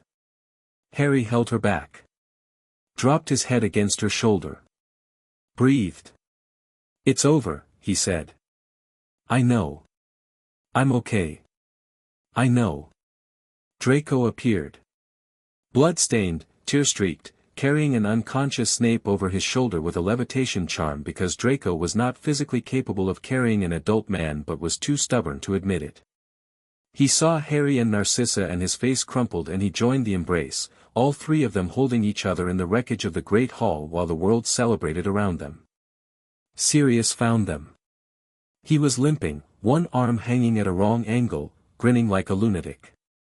He didn't join the hug, he stood back and watched, and his face said everything his mouth couldn't. Snape survived. Barely. The antivenom Draco had administered, brewed by Snape himself, stored in Snape's own robes, because Snape was the kind of paranoid that Narcissa appreciated, had slowed the poison enough for the Hogwarts healers to save him. He woke up 2 days later in the hospital wing, looked at Harry sitting beside his bed, and said, "If you tell anyone I almost died being heroic, I will assign you detention for eternity. You're not my professor anymore, Severus. Don't call me Severus. Mum calls you Severus. Your mother has earned the right through years of being the most terrifying woman I've ever met. You have not." Harry grinned. Snape almost smiled. Almost. Narcissa was offered the Order of Merlin, first class. She declined. She was offered a seat on the Waisengamot. She declined. She was offered the position of headmistress of Hogwarts. McGonagall had been lobbying for it, but the board wanted Narcissa. She declined that too, with a laugh that was almost genuine. Why? Kingsley Shacklebolt asked. He was the new minister, elected in a post-war reorganization, a man Narcissa respected, which was rare. You've earned every honor we can give. I didn't do this for honors, Kingsley. I did it for my son. Which one? She smiled. Both. The weeks after the battle were strange. Funerals and trials and rebuilding and the slow, painful process of a world learning to exist without fear. Narcissa attended the funerals, Dumbledore's, most prominently, where she sat in the front row and did not cry but held Harry's hand so tight her fingers ached. Lucius's funeral was private, just Narcissa, Draco, and a gravestone in the Malfoy family plot. Draco placed flowers. Narcissa said nothing. There was nothing to say about a man who had been wrong about almost everything and right about one thing: he had loved his son enough to die for him. Bellatrix was tried and sentenced to life in Azkaban, the Dementor-free version, since the new ministry had banned Dementors from the prison. Narcissa visited her once. They sat across from each other in a grey room and said nothing for 15 minutes. Then Bellatrix said, "Was it worth it?" Narcissa thought about Harry. About Draco. About the night she'd sat outside a closet door and decided to stay. "Every second," she said. Bellatrix looked away. Something moved across her face, grief or rage or something too broken to name. "I never had what you have," Bellatrix said quietly. "I never had anyone who," she stopped. "Get out, sissy." Narcissa left. She didn't visit again. Some things couldn't be fixed. Harry turned 17 on the last day of July. It was a party, a real one, loud and messy and full of people who loved him. At Grimmauld Place, because that was home. Sirius organized it, which meant there was too much food, too much butterbeer, and a banner that Sirius had charmed to flash embarrassing baby photos of Harry that Narcissa had definitely not provided. She had provided them, she denied everything. Draco was there. And Hermione, and Neville, and the Weasleys. Narcissa and Molly had reached a détente based on mutual respect and shared exasperation with their respective children. And Tonks, who knocked over the cake. And Remus, who caught the cake. And Andromeda, who looked around at the gathering of misfits and outcasts and former enemies and said, "Mother would have a stroke." "Good," Narcissa replied. She was smiling. Not the careful, controlled smile she wore for politics, a real one. Wider than anyone had ever seen on Narcissa Black's face. Wide enough to transform her entirely. Harry made a speech. It was short, because Harry didn't do long speeches. "I want to thank everyone here. But especially one person." He looked at Narcissa. 11 years ago, a woman walked into a house in Little Whinging and took a scared kid out of a cupboard. She didn't have to. Nobody asked her to. She just did it. And every single day since then, she's fought for me. Against anyone and everything. She gave up her name, her marriage, her safety, her entire life. For a kid she found in a garden. His voice cracked. Just slightly. He pushed through it. She taught me how to fight. How to think. How to survive. But the most important thing she taught me was that it's okay to be loved. That being loved isn't weakness. That somebody showing up for you isn't a trap. He raised his glass. To my mum. The room echoed it. Sirius loudest. Draco with tears he was pretending he didn't have. Snape with a murmured acknowledgement from the corner where he was lurking because Snape did not do parties. Narcissa didn't speak. She lifted her glass. Her hand was steady. Her eyes were not. After the party, After the guests had left and Draco and Sirius had gone to bed and the house was quiet, Harry found Narcissa in the sitting room. She was on the sofa with a cup of tea, staring at the fire. "Hey," he said. "Hey." He sat next to her. "You okay?" She paused. Considered. "I'm happy. I think. It's hard to tell. I don't have much practice with it." Harry laughed. "Yeah, me neither. We should work on that." She looked at him. Her boy. Not the broken child she'd found, not the weapon she'd built, not the hero the world wanted, just Harry. 17 years old. Green eyes. Kind. Strong. Hers. "You're leaving soon," she said. "Aura training starts in September."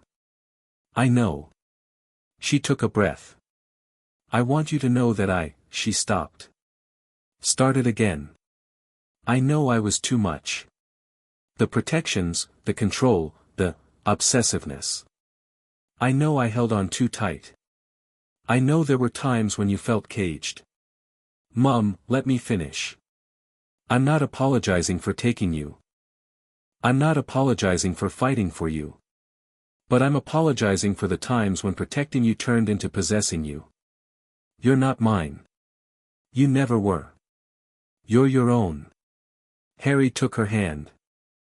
"I am yours. I chose to be.